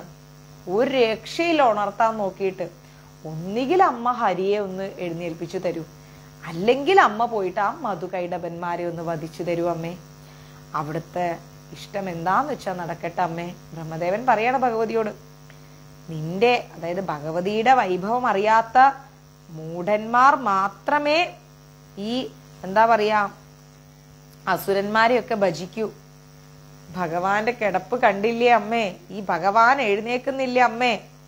ഭൂമാതാവിന് പോലും തന്റെ പാതിയായ വിഷ്ണുവിനെ ഉണർത്താൻ കഴിയുന്നില്ല പരാശക്തി, എഴുന്നേക്കുന്നില്ല അമ്മേ. എന്തിനധികം പറയുന്നു അമ്മേ? ലക്ഷ്മി ദേവിയെ പോലും ഉറക്കിക്കെടുത്തുന്നത് അമ്മ തന്നെയല്ലേ ആദിപരാശക്തി. നീ കാമധേനുവാണെന്നും നിഖിലജനനിയാണെന്നും അറിഞ്ഞ് ദേവന്മാരെല്ലാവരും ആശ്രയിക്കാതെ അമ്മയുടെ ആ കളങ്കമായിരിക്കുന്ന എന്താ പറയാ സകളഭാവത്തിൽ, കളങ്കമില്ലാത്ത ആ ഒരു നിഷ്കളങ്കമായിരിക്കുന്ന ഭാവത്തിൽ അമ്മയെ ആരാധിച്ചുകൊണ്ട് അമ്മയെ അങ്ങനെ സ്നേഹം ചൊരിഞ്ഞു തരികയല്ലേ ഞങ്ങൾക്ക്. അമ്മയുടെ കാന്തി, ഭംഗി, അമ്മയുടെ പേര്, കീർത്തി, അമ്മയുടെ ബുദ്ധി, അമ്മയുടെ ശുഭവൃത്തി, ഗുണങ്ങൾ, അമ്മേ എല്ലാം അറിയുന്ന ഒരാളാണമ്മേ ഞാൻ, അറിയാൻ ശ്രമിക്കുന്ന ഒരാളാണമ്മേ ഞാൻ. അമ്മേ, ഹരി നിദ്രയുടെ പിടിയിലാണ് അമ്മേ, ഹരി എഴുന്നേക്കുന്നില്ല അമ്മേ. ഉലകങ്ങൾക്ക്, ഈ ലോകത്തിനെല്ലാം ശക്തി അമ്മേ നീ തന്നെയാണ് അമ്മേ. അമ്മേ, നീ ആ ഭാവം കൊണ്ട് ലോകങ്ങളെ എല്ലാം രക്ഷിക്കുന്നു അമ്മേ. സ്വകൃതിയായിരിക്കുന്ന നാടകത്തിൽ യഥേഷ്ടം വിഹരിക്കുന്ന നടനെന്നു പോലെ നിന്റെ സ്വയം സൃഷ്ടിയിൽ മോഹജാല നാട്യങ്ങൾ ചെയ്ത് വിഹരിക്കുകയാണ് അമ്മേ ഞാൻ. അമ്മ ആടിയ ഈ അമ്മ ഉണ്ടാക്കിയ ഈ ഒരു നാടകത്തില് ഞാൻ വേഷമിട്ടാടുന്ന ഒരു നാടക കലാകാരൻ മാത്രമാണ് അമ്മേ. അമ്മയാണ് അണിയറയിലെല്ലാം തീരുമാനിക്കുന്നത്. യുഗാദിയിൽ അമ്മേ നീ വിഷ്ണുവിനെയും സൃഷ്ടിച്ചു. ജഗത് പരിപാലനാർത്ഥം ആ ദേവന് നീ ശക്തിയും നൽകിയ അമ്മേ. അദ്ദേഹം അമ്മയുടെ ഇഷ്ടം പോലെ, അമ്മ എന്തു പറയുന്നോ അതുപോലെ ഈ ലോകത്തെ ഹരി പാലിച്ചു വരുന്നു അമ്മേ. ഇപ്പോഴിതാ അമ്മേ നല്ല ഉറക്കമുറങ്ങുന്നു. അമ്മ എന്നെ രക്ഷിക്കൂ അമ്മേ. അമ്മയുടെ അഭീഷ്ടം എന്താന്നുള്ളത് അമ്മ നിറവേറ്റു അമ്മേ.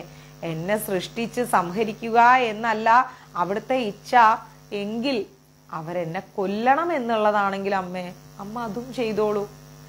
ഈ അസുരന്മാരെ എന്റെ മുമ്പിൽ എത്തിച്ചത് എന്നെ ഇങ്ങനെ പരിഹസിക്കാനാണോ അമ്മേ? നിന്റെ ചരിതം, അമ്മയുടെ കഥകൾ എത്ര വിചിത്രമാണ് അമ്മേ, എത്ര മനോഹരമാണ് അമ്മേ. ഈ ലോകം ഉണ്ടാക്കിയിട്ട് ഒന്നും അറിയാത്തതുപോലെ അമ്മ ഇങ്ങനെ നടക്കുന്നു. അമ്മയ്ക്ക് ഇഷ്ടമില്ലാത്ത ചെയ്യാനൊന്നും ഞാൻ പോകുന്നില്ല അമ്മേ. ഇനി ഞാൻ നശിച്ചു തീരണം എന്നാണ് അമ്മയുടെ തീരുമാനമെങ്കിൽ അങ്ങനെ ആവട്ടെ അമ്മേ. അമ്മയുടെ കൈകൾ കൊണ്ടുള്ള മരണം എനിക്ക് ദുഃഖമല്ല അമ്മേ.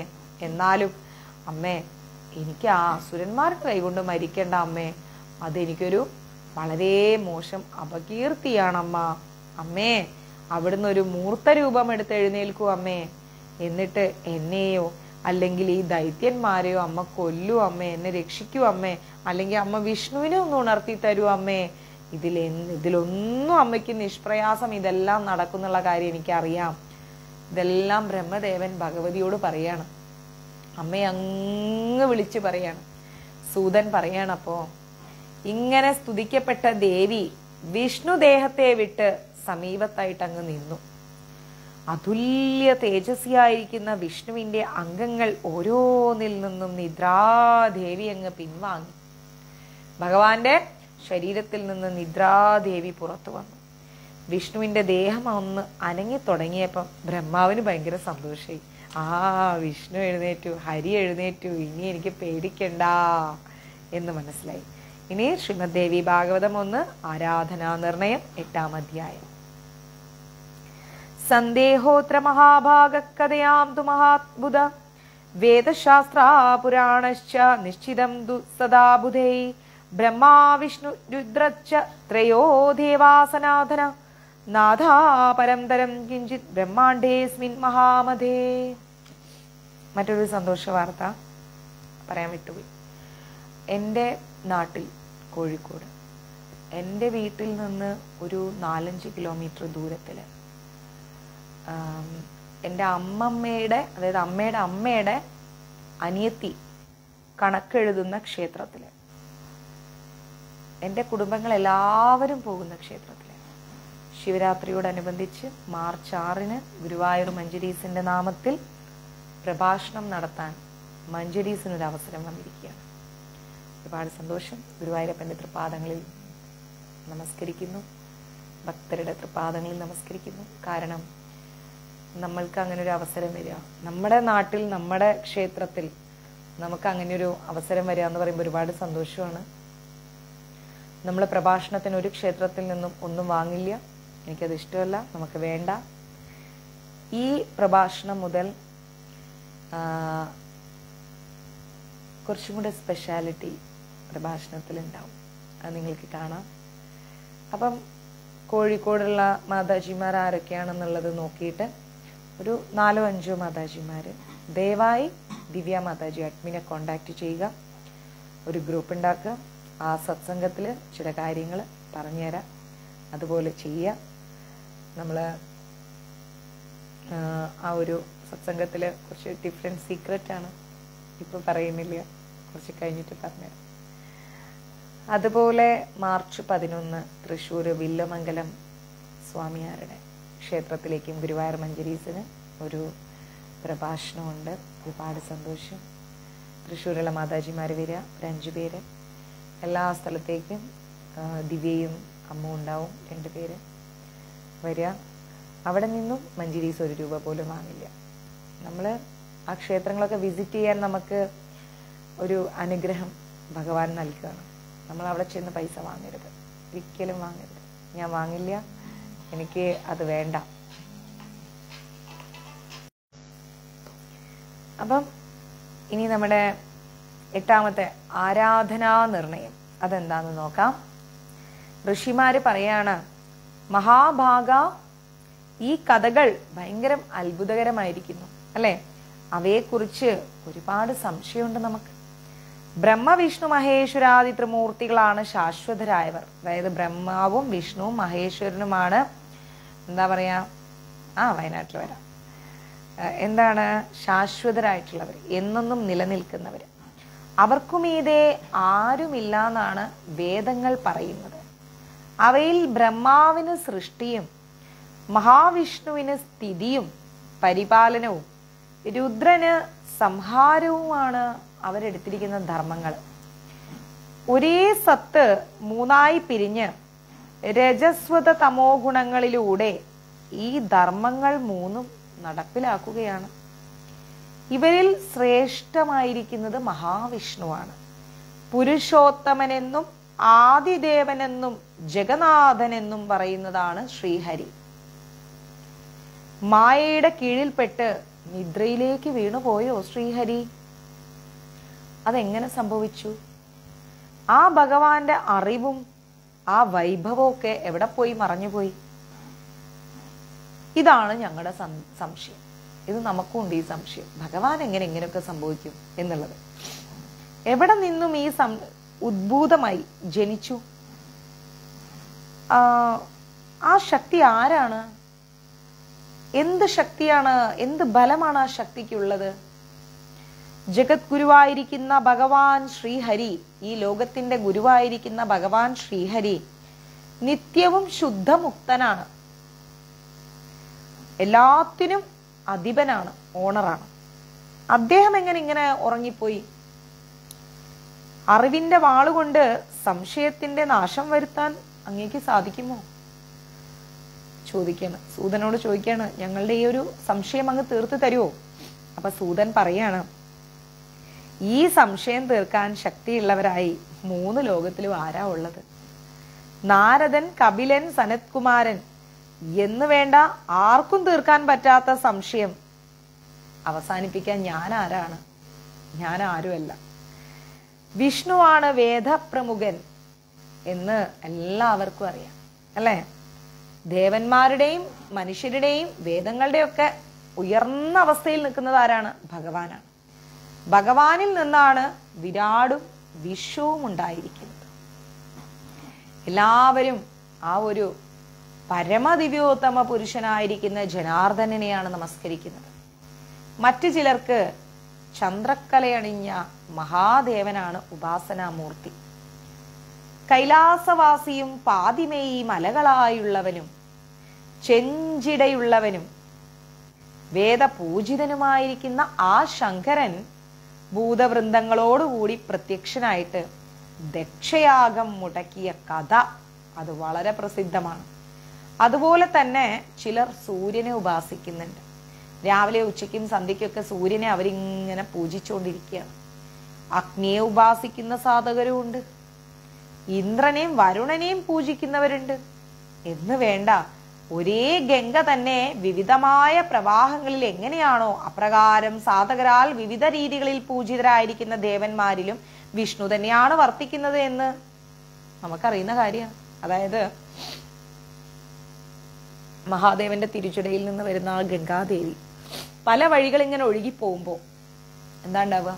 പല പേരുകളിൽ അറിയപ്പെടും. ആ പല പേരുകളെയും പല പേരിൽ തന്നെ ആളുകൾ ആരാധിക്കുന്നു. എന്നാൽ അത് ഗംഗ തന്നെയാണ്. അതേപോലെ ഭഗവാനിൽ നിന്ന് വന്നിരിക്കുന്ന പല പല പല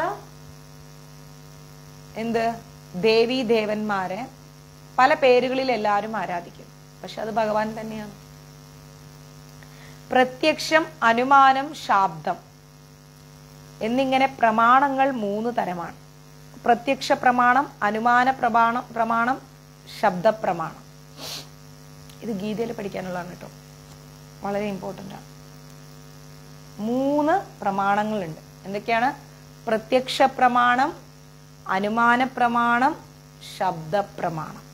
പണ്ഡിതന്മാര് പറയാണ് ഉപമാനം എന്നൊരു 4ാമത്തെ തരവും കൂടി ഉണ്ടെന്ന്. അറിവുള്ളവരെന്താ പറയണത്? പ്രമാണങ്ങൾ 3 അല്ല 4 ഉണ്ട്. 4ാമത്തത് എന്താണ്? ഉപമാനം. അർത്ഥാപ്തി എന്ന് പറയുന്ന 5ാമത്തെ ഒന്നും ഉണ്ടെന്നും ചില ആൾക്കാർ പറയുന്നുണ്ട്. ഇനിയും ചിലര് സാക്ഷിരൂപം, ഐതിഹ്യം ഇതെല്ലാം ചേർത്തിട്ട് പ്രമാണങ്ങൾ ഉണ്ടെന്ന് 7 തരം ഉണ്ടെന്ന് പറയുന്നുണ്ട്. ഇതെല്ലാം ഉണ്ടെങ്കിലും ബ്രഹ്മത്തെ അറിയുക എന്ന് പറഞ്ഞാൽ എന്തൊക്കെ പ്രമാണങ്ങൾ ഉണ്ടായാലും ശരി, ബ്രഹ്മത്തെ അറിയാന്ന് പറഞ്ഞു കഴിഞ്ഞാൽ നടക്കുന്ന കാര്യമല്ല. ബുദ്ധി, ആഗമം, യുക്തി ഇതൊക്കെ തർക്കിച്ചും വാദിച്ചും ഒക്കെയാണ് സാധകരിതിന് ശ്രമിക്കുന്നത്. ബുദ്ധി കൊണ്ടും യുക്തി കൊണ്ടൊക്കെ തർക്കം ഇങ്ങനെ നടക്കും. അങ്ങനെയാണ് ഉപാസന ചെയ്യുന്ന ആളുകളും എന്താ പറയാ ഈ പണ്ഡിതന്മാരൊക്കെ ഇങ്ങനെ ഓരോരോ കാര്യങ്ങളെ കുറിച്ച് പറഞ്ഞുകൊണ്ടിരിക്കുന്നത്.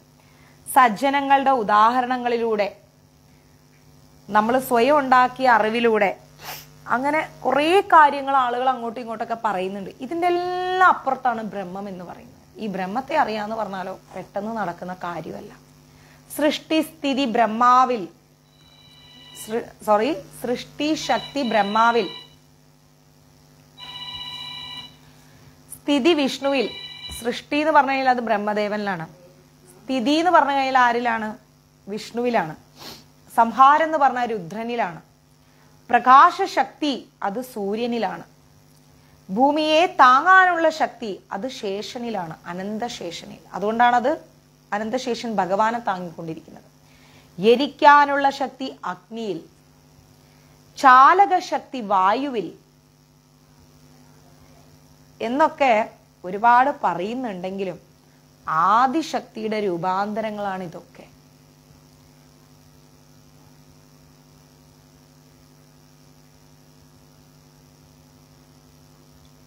ബിന്ദുമ്മ,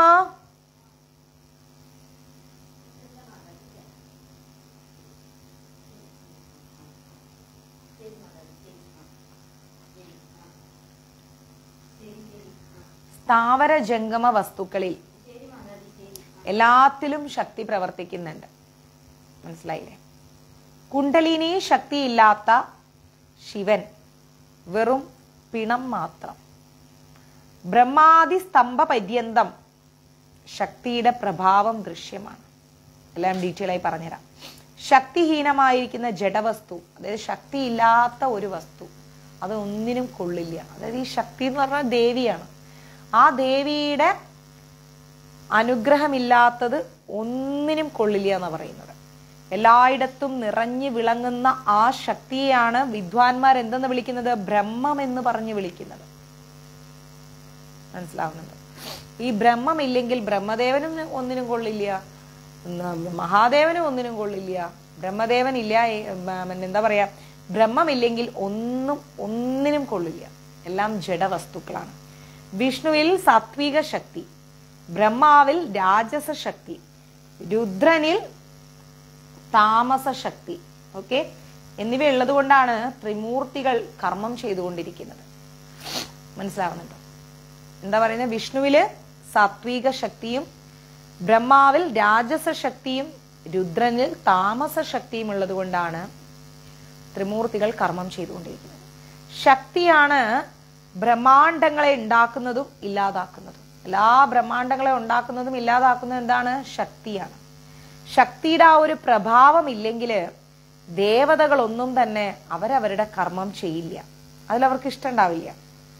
കാര്യവും കാരണവുമായിട്ട് പ്രത്യക്ഷ രൂപത്തിൽ നിന്നുകൊണ്ട് ദേവിയാണ് ഇതെല്ലാം നടത്തുന്നത്.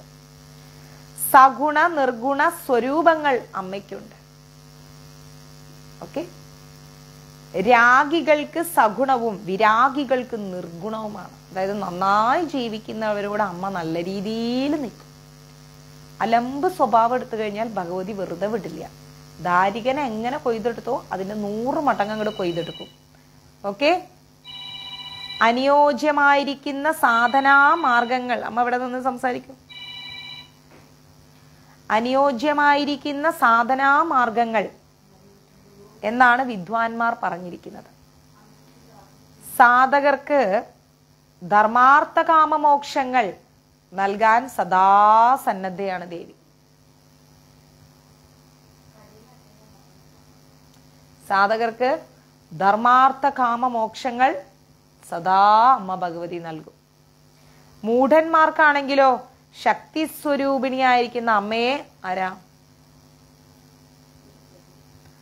മൂഢന്മാർക്ക് ശക്തി സ്വരൂപിണിയായിരിക്കുന്ന അമ്മയെ അറിയാൻ ഭയങ്കര തടസ്സമാണ്. അമ്മയെ അറിയണമെങ്കിൽ അമ്മയോടൊരു ഇഷ്ടം വേണം. ഹൃദയം കൊണ്ട് അമ്മയെ അങ്ങ് ഉപാസിക്കണം, എങ്കിൽ അമ്മയെ അറിയാൻ പറ്റും.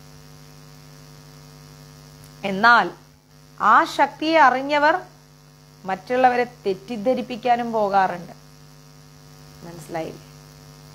കലിബാധയിൽ ഉദരപൂരണത്തിനായിട്ട് ചില പണ്ഡിതന്മാർ ഇങ്ങനെയായി തീരുന്നു.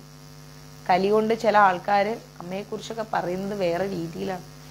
അതെങ്ങനെ പറയുന്ന ഓർത്തു കഴിഞ്ഞാല് നിങ്ങൾക്ക് എങ്ങനെ പറഞ്ഞുതരാം?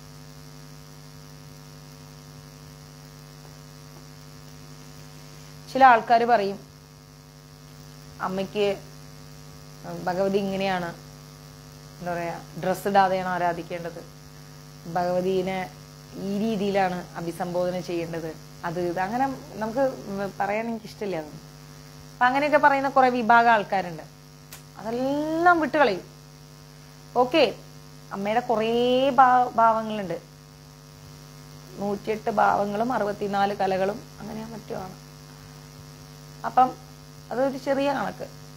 പക്ഷെ ഒരുപാട് ഭാവങ്ങൾ അമ്മയ്ക്കുണ്ട്.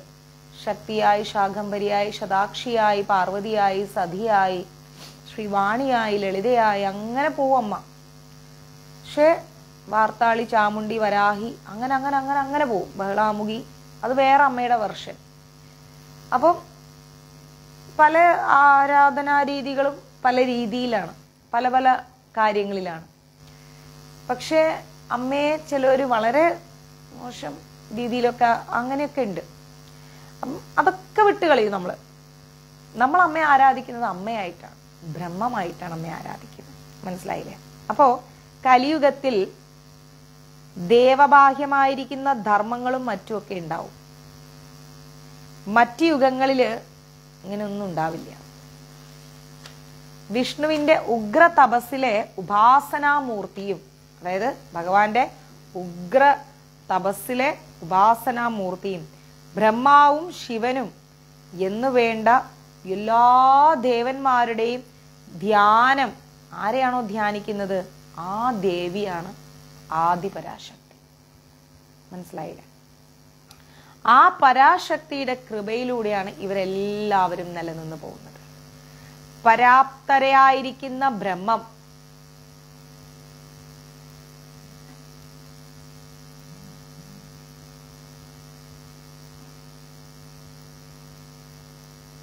പരാത്പരയായിരിക്കുന്ന ബ്രഹ്മം ആ ശക്തിയാണ്. അവൾ നിത്യയും സനാതനയുമാണ്. സംശയലേശമന്യേ, സംശയമൊന്നുമില്ലാതെ വിദ്വാൻമാർ ശക്തിയെ സദാ സേവിച്ചുകൊണ്ടിരിക്കുന്നു. അല്ലെ? ഒരു സംശയവുമില്ലാതെ ദേവിയെ സദാ സേവിച്ചുകൊണ്ടിരിക്കുന്നു. വ്യാസനിൽ നിന്നാണ് സൂതൻ ഇത് കേൾക്കുന്നത്. അദ്ദേഹം നാരദനിൽ നിന്നും, നാരദൻ ബ്രഹ്മദേവനിൽ നിന്നും, ബ്രഹ്മദേവൻ വിഷ്ണുവിൽ നിന്നുമാണ് ശക്തിയുടെ പ്രഭാവം മനസ്സിലാക്കിയത്. ശ്രദ്ധിച്ചു കേൾക്കണേ. വ്യാസനിൽ നിന്നാണ് സൂതൻ കേൾക്കുന്നത്. അദ്ദേഹം നാരദനിൽ നിന്ന്, നാരദൻ ബ്രഹ്മദേവനിൽ നിന്ന്, ബ്രഹ്മദേവൻ വിഷ്ണുവിൽ നിന്ന്. അങ്ങനെയാണ് ഇത് കേൾക്കുന്നത്, ശക്തിയുടെ പ്രഭാവം മനസ്സിലാക്കുന്നത്. ശക്തിഹീനന്റെ സ്ഥിതി വളരെ സ്പഷ്ടം അറിയാൻ കഴിയും.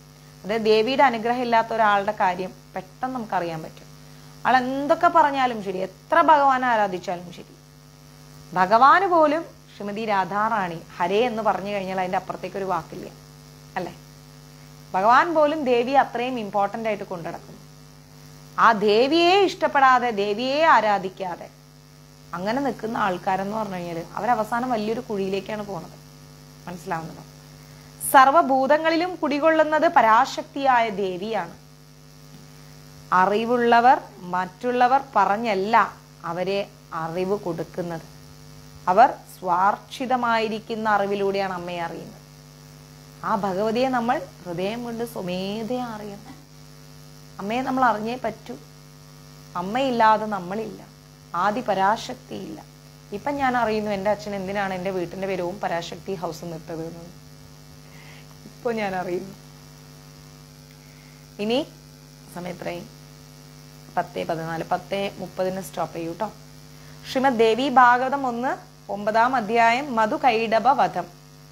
യഥാ വിനിർഗതാ നിദ്രാ ദേഹാത്തസ്യാ ജഗദ്ഗുരു നേത്രാസ്യാനാസിക ബാഹു ഹൃദയേഭ്യാസ്തയോരസ നിസ്ത്യത്യാ ഗഗനേ തതൗസ്തൗ താമസീ ശക്തിരുത്തമ ഉദത്തിഷ്ഠാ ജഗത്നാഥോ ജിംനാമണാ പുനഃ എന്ന് പറഞ്ഞു കഴിഞ്ഞാൽ സൂതൻ പറയാണ്, മഹാവിഷ്ണുവിന്റെ കണ്ണ്, മൂക്ക്, കയ്യ്, ഹൃദയം, മാറിടം ഇതെല്ലാം ഉറക്കത്തിൽ നിന്ന് പുറത്തേക്ക് വന്നു. ഇതെല്ലാം വിട്ട് ഭഗവാന്റെ ഉറക്കം, നിദ്രാദേവി ഭഗവാന്റെ ഇതെല്ലാം വിട്ടുപോയി. ആകാശത്ത് ജഗന്മയിയായിരിക്കുന്ന ദേവി അങ്ങ് നിലകൊണ്ടു. തന്റെ മുന്നിൽ പേടിച്ചു നിൽക്കുന്ന ബ്രഹ്മദേവനോട് ഭഗവാൻ ചോദിക്കാണ്, എന്താ വിധാതാവേ, എന്തിനാ പേടിക്കുന്നത്, എന്തു പറ്റി എന്ന് ചോദിച്ചു.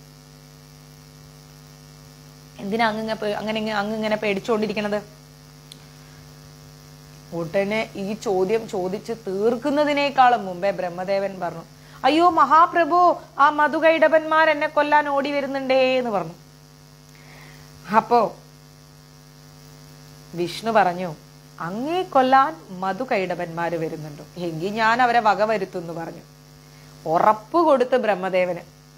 അപ്പോഴേക്കും ഈ രാക്ഷസന്മാര് ഭയങ്കര ദേഷ്യത്തോടെ മതഭാവത്തോടെ അങ്ങനെ ജലത്തിൽ ഇങ്ങനെ സമുദ്രത്തിൽ നിൽക്കാണ്.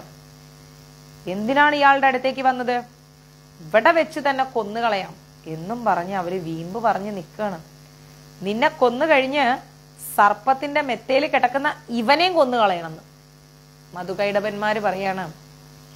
നിന്നെ കൊന്നതിന് ശേഷം ബ്രഹ്മദേവനോട് പറയണം, നിന്നെ കൊന്നിട്ട് ദേ ഈ പാമ്പിന്റെ മുകളിൽ കിടക്കണില്ലേ ഇവനെയും കൊല്ലണം, അല്ലെങ്കിൽ പോരിന് വാ നിങ്ങൾ രണ്ടും. ഒരാള് നിൽക്കുന്നു, ഒരാൾ കിടക്കുന്നു, എന്താ ഇപ്പൊ ഇവിടെ കഥ? ഇത് കേട്ടപ്പം ശ്രീഹരി പറഞ്ഞു, ഞാൻ തയ്യാറാണ്. നിങ്ങളുടെ ദുഷ്ട മനോഭാവം, നിങ്ങളുടെ അഹങ്കാരം, പോരിനുള്ള നിങ്ങളുടെ മതം ഇന്ന് ഞാൻ തീർക്കുന്നുണ്ട്, തീർക്കാൻ ഞാൻ തയ്യാറാണ് എന്ന് വിഷ്ണു അങ്ങ് പറഞ്ഞു. ഇത് കേട്ടതും മധു എന്ത് ചെയ്ത്, ആദ്യം തന്നെ യുദ്ധത്തിനായിട്ട് വിഷ്ണുവിന്റെ നേരെ അങ്ങ് പാഞ്ഞങ്ങോട്ട് ചെന്നു. കൈടവൻ കൈയൊക്കെ കെട്ടിങ്ങനെ നോക്കി നിൽക്കണം. ഇപ്പൊ തീർക്കും സർപ്പത്തിന്റെ മേളിൽ കിടക്കുന്ന ഇവന്റെ കഥ. മല്ലയുദ്ധം അങ്ങ് കൊടുമ്പിരി കൊണ്ടിരിക്കുകയാണ്. വിഷ്ണു വിടുന്നില്ല. മധുവിനെ അങ്ങ് പിടിച്ചങ്ങോട്ട് തിരിച്ച് ശരിയാക്കി എടുക്കുന്നുണ്ട്. കുറച്ചു കഴിഞ്ഞപ്പോ മധു അങ്ങ് ക്ഷീണിച്ചു. വയ്യ എന്ന ഭാവമായി. കാരണം ആരോടാണ്? വിഷ്ണുവിനോടാണ് ഈ മധു യുദ്ധം ചെയ്യുന്നത്. ഉടനെ കൈടവൻ പറഞ്ഞു, മധു ഞാനുണ്ടെന്ന് പറഞ്ഞു. അങ്ങനെ കൈടവൻ കളത്തിലിറങ്ങി. രാക്ഷസന്മാര് രണ്ടു പേരും മാറി മാറി യുദ്ധം വെട്ടി. ആരോട്? വിഷ്ണുവിനോട്. ബ്രഹ്മാവും ദേവിയും വേഗം ആകാശത്തിൽ കയറി നിൽക്കുക. ബ്രഹ്മാവ് ദേവിയുടെ അടുത്ത് മേളിൽ പോയി നിന്ന് ഇങ്ങനെ കാഴ്ച കാണുകയാണ്. വിഷ്ണു ക്ഷീണിച്ചിരിക്കുക. നിന്നെയല്ല പറഞ്ഞത് ഇവിടെ ഭഗവാന്റെ കാര്യം. ഈ അസുരന്മാർക്കാണെങ്കിലോ ഒരു ക്ഷീണവും ഇല്ല. 5000 കൊല്ലം പോരാടിയിട്ടും ഈ അസുരന്മാർക്ക് ഒരു ക്ഷീണവും ഇല്ല. അപ്പൊ നമ്മുടെ ഭഗവാൻ ചിന്തിച്ചു, എന്തായിരിക്കും ഇവർക്ക് ഇങ്ങനൊരു അവസ്ഥ? ഇവരെന്താ ക്ഷീണിക്കാത്തത്? 5000 കൊല്ലായില്ലേ യുദ്ധം. വിഷ്ണുവിന്റെ ക്ഷീണം കണ്ടപ്പോഴേക്കും അസുരന്മാര് ദാസോസ്മി എന്നും പറഞ്ഞങ്ങട് ബഹളം ഉണ്ടാക്കാൻ തുടങ്ങി. ദാസോസ്മി എന്നാണ് അസുരന്മാര് പറയുന്നത്. എന്ന് വെച്ച് കഴിഞ്ഞാല്, ഏയ് കീഴടങ്ങ്, ചുമ്മാ നിന്റെ പ്രഹസനമൊന്നും ഇവിടെ നടക്കില്ലാന്ന്, അല്ലെങ്കിൽ നീ യുദ്ധത്തിന് വാ എന്ന് പറഞ്ഞു. നിന്നെ നിന്റെ ആ നാൻമുഖനുണ്ടല്ലോ അവനെയും ഞങ്ങൾ ഇവിടെ ഇട്ട് കൊല്ലും, അതാണ് ഞങ്ങളുടെ തീരുമാനം എന്ന്. നാൻമുഖൻ എന്ന് പറഞ്ഞ ബ്രഹ്മദേവൻ നടുക്കടലിൽ വെച്ചിട്ട് വെല്ലുവിളിച്ചപ്പോഴത്തേക്കും രാക്ഷസന്മാരോട് മഹാവിഷ്ണു അങ്ങോട്ട് വീണ്ടും യുദ്ധത്തിന് റെഡിയായിട്ട് പറഞ്ഞു, സനാതന ധർമ്മത്തിൽ പേടിച്ചവൻ, വീണവൻ, വില്ല് താഴെ വെച്ചവൻ, ബാലൻ, തളർന്നവൻ, ഇവരോടൊന്നും യുദ്ധം ചെയ്യാൻ പാടില്ല എന്ന് പറഞ്ഞു. വിഷ്ണു എന്താ പറഞ്ഞത്? സനാതന ധർമ്മത്തില് പേടിച്ചവൻ, വീണുപോയവൻ, വില്ല് താഴെ വെച്ചവൻ, കുട്ടി, തളർന്നിരിക്കുന്നവൻ, ഇവരോടൊന്നും യുദ്ധം ചെയ്യരുത് എന്ന് പറഞ്ഞു. ഞാൻ ഒറ്റയ്ക്ക് 5000 കൊല്ലം നിങ്ങളോട് യുദ്ധം ചെയ്തു. നിങ്ങളാണെങ്കിൽ അതീവ ബലശാലികളായിരിക്കുന്ന 2 മല്ലന്മാരും മാറി മാറി പോരാടുന്നതിനിടയിൽ നിങ്ങൾക്ക് വിശ്രമിക്കാൻ അവസരം കിട്ടുന്നുണ്ട്. എനിക്കേറെ കാലമായി വിശ്രമിക്കാൻ കഴിഞ്ഞിട്ടില്ല. ഞാനൊന്ന് വിശ്രമിച്ചു വരുന്നത് വരെ മധുകൈടഭന്മാരെ ഇവിടെ കാത്തിരിക്കൂ എന്ന് പറഞ്ഞു ഭഗവാൻ. ഈ വാക്കുകൾ കേട്ടപ്പം നമ്മുടെ മധുകൈടഭന്മാര് കുറച്ചങ്ങോട്ട് മാറി നിന്നു. അവരെ കൊല്ലാനുള്ള വഴി എന്താന്നായി പിന്നെ നമ്മുടെ വിഷ്ണുവിന്റെ ചിന്ത. ദേവിയുടെ വരബലം കിട്ടിയത് കൊണ്ട് ഇവരത്ര പെട്ടെന്നൊന്നും കാറ്റ് പോവില്ല. അപ്പൊ ഞാൻ ഈ യുദ്ധം ചെയ്തതൊക്കെ വെറുതെ ആയി വിഷ്ണുവിന് മനസ്സിലായി. സത്യം എങ്ങനെയാണെന്ന് അറിഞ്ഞിട്ടും ഞാൻ എങ്ങനെ യുദ്ധം ചെയ്യും? ഇവർക്ക് ദേവിയുടെ അനുഗ്രഹം കിട്ടിയിരിക്കുക, അതുകൊണ്ട് ഇവരെ അങ്ങോട്ട് തകർക്കാൻ പറ്റില്ല. എന്നാൽ യുദ്ധം ചെയ്യാതിരുന്നാൽ ഇവരൊട്ട് നശിക്കുകയില്ല. അവർക്ക് വീര്യം കൂടുകയും ചെയ്യും, അഹങ്കാരം കൂടും. ആ മഹാശക്തി അവർക്ക് കൊടുത്ത അനുഗ്രഹം ഭയങ്കര അനുഗ്രഹമായി പോയി. വിഷ്ണു ചിന്തിക്കുക, ദുഃഖത്തിലായാലും ആരെങ്കിലും സ്വന്തം മരണം ആഗ്രഹിക്കുമോ? തീരാ രോഗിയാണെങ്കിൽ കൂടി ആരും മരിക്കാൻ ഇഷ്ടപ്പെടില്ല. പിന്നെ ഈ മല്ലന്മാരുടെ കാര്യം പറയാനുണ്ടോ? ആ മഹാശക്തിയെ തന്നെ ശരണം പ്രാപിക്കണം, അല്ലാതെ വേറെ വഴിയില്ല. വാനിൽ നിലകൊള്ളുന്ന ആ തേജസ്വിയായിരിക്കുന്ന ദേവിയെ യോഗേശ്വരനായിരിക്കുന്ന മഹാവിഷ്ണു കൈകൂപ്പിക്കൊണ്ട് സ്തുതിച്ചു, വാഴ്ത്തി സ്തുതിച്ചു. മഹാമായേ, സൃഷ്ടി സംഹാരങ്ങൾക്ക് കാരണഭൂതയായിരിക്കുന്ന അമ്മേ, ചണ്ഡികേ, അവിടുത്തെ ചരിതം ആരറിയാൻ? നിന്റെ സഗുണ നിർഗുണ സ്വരൂപം ആർക്ക് കാണാനാകും അമ്മേ? എന്നാലും അമ്മേ, ഇന്ന് ഞാൻ അവിടുത്തെ ശക്തി അറിയുന്നു. നിദ്രയ്ക്ക് വശങ്കതനായി ഞാൻ എത്ര നാൾ കിടന്നു അമ്മേ. നാൻമുഖാധിമാർ എത്ര ശ്രമിച്ചിട്ടും എന്നെ ഉണർത്താൻ സാധിച്ചില്ല. എന്റെ ഇന്ദ്രിയങ്ങൾ മുഴുവൻ അമ്മ നിദ്രാരൂപത്തിൽ ഉൾവരിഞ്ഞു കെട്ടിയിരിക്കുകയല്ലേ. നിന്റെ പിടിയിൽപ്പെട്ട ഞാൻ നിശ്ചലനായി പോയി അമ്മേ. നീ പിടിവിട്ടപ്പോൾ ഞാൻ ഉണർന്നു അമ്മേ. ഇപ്പോൾ ഞാനിതാ ക്ഷീണിച്ചവശനായി ഈ അസുരന്മാരുടെ മുന്നിൽ നിൽക്കുന്നു അമ്മേ. അവർക്ക് അമ്മയുടെ വരം കിട്ടിയിട്ടുണ്ടല്ലോ. ഞാൻ അവരുമായി ഘോരമായ പോരാട്ടം നടത്തി അമ്മേ. അപ്പോഴാണ് അവർക്ക് അമ്മ വരം കൊടുത്തു എന്ന് പറയുന്ന ബോധ്യം എനിക്കുണർന്നത്. അതറിഞ്ഞുകൊണ്ട് അമ്മേ, നിന്നെ ഞാൻ ശരണമണയുന്നു. വരദായിനിയായിരിക്കുന്ന അവിടുന്ന് തന്നെ എന്നിൽ തുണയ്ക്കണം അമ്മേ. പാപികളായ അവരെ ഞാൻ എങ്ങനെയാണ് അമ്മയെ നേരിടേണ്ടത്? ഇത് കേട്ടിട്ട് ചിരിച്ചുകൊണ്ട് ദേവി പറയാണ്, ദേവദേവനായിരിക്കുന്ന ഹരി, വീണ്ടും അങ്ങ് പോരിന് തുടരുക. ഇവരെ ചതിച്ചു മോഹിപ്പിക്കുകയേ നിവർത്തിയുള്ളൂ. എന്റെ കടക്കണ്ണിനാൽ ഇവരെ ഞാൻ ഭ്രമിപ്പിക്കാം. എന്റെ മായയിൽ മുങ്ങുന്ന അവരെ നിനക്ക് വധിക്കാനാകും. ഇത് കേട്ടപ്പോ നമ്മുടെ മഹാവിഷ്ണു അലകടലിലെ പോർക്കളത്തിൽ എത്തിച്ചേർന്നു. കടലിലേക്ക് വീണ്ടും വന്നു ഇവരോട് യുദ്ധം ചെയ്യാൻ. 4 കൈയുള്ളവനെ നിൽക്കവിടെ, ഞങ്ങളോട് ഈ ചുണയുണ്ടെങ്കിൽ യുദ്ധം ചെയ്യാൻ പാടാ എന്ന് ആര് പറഞ്ഞു? മധുകൈടവന്മാര് പറഞ്ഞു. വിഷ്ണുവിനെ വിളിക്കാൻ 4 കൈയുള്ളവനെ. തോൽവിയും ജയവും ദൈവാധീനമാണ്. പോരിൽ ഫലമുള്ളവന് വിജയം സുനിശ്ചിതം. എന്നാൽ ചിലപ്പോൾ ദുർബലനെയും ദൈവം അനുഗ്രഹിച്ചേക്കാം. മഹാത്മാവിനെ സംബന്ധിച്ചിടത്തോളം ജയവും തോൽവിയും സന്തോഷിക്കാനോ ദുഃഖിക്കാനോ ഇടയാക്കുന്നില്ല. പണ്ട് നീ തന്നെ എത്രയെത്ര അസുരന്മാരെ കൊന്നിരിക്കുന്നു. ഇന്നിപ്പോൾ നിനക്ക് പരാജയം വന്നിരിക്കുന്നു. അതിലൊന്നും ഒരു കാര്യമില്ല, നീ വാ എന്നും പറഞ്ഞിട്ട് മധുകൈടവന്മാര് വീണ്ടും യുദ്ധത്തിനിറങ്ങി. മുഷ്ടി ചുരുട്ടിയിട്ട് വിഷ്ണു എല്ലാവരെയും അങ്ങോട്ട് തിരിച്ചടിച്ചു. പിന്നെ അടിച്ചപ്പം വിഷ്ണുവിന് ക്ഷീണമായി. വിഷ്ണു നേരെ ദേവിയെ നോക്കി. അപ്പോ ദേവിയുടെ കണ്ണുകളങ്ങ് തുടുത്ത് വരികയാണ്. ഭയങ്കരം ദേഷ്യത്തിൽ ദേവിയുടെ കണ്ണുകളങ്ങ് ഭയങ്കരമായി തുടുത്ത് വന്നു. എന്നിട്ട് ദേവി നേരെ ദൈത്യരെ നോക്കി, അതായത് അസുരന്മാരെ നോക്കി.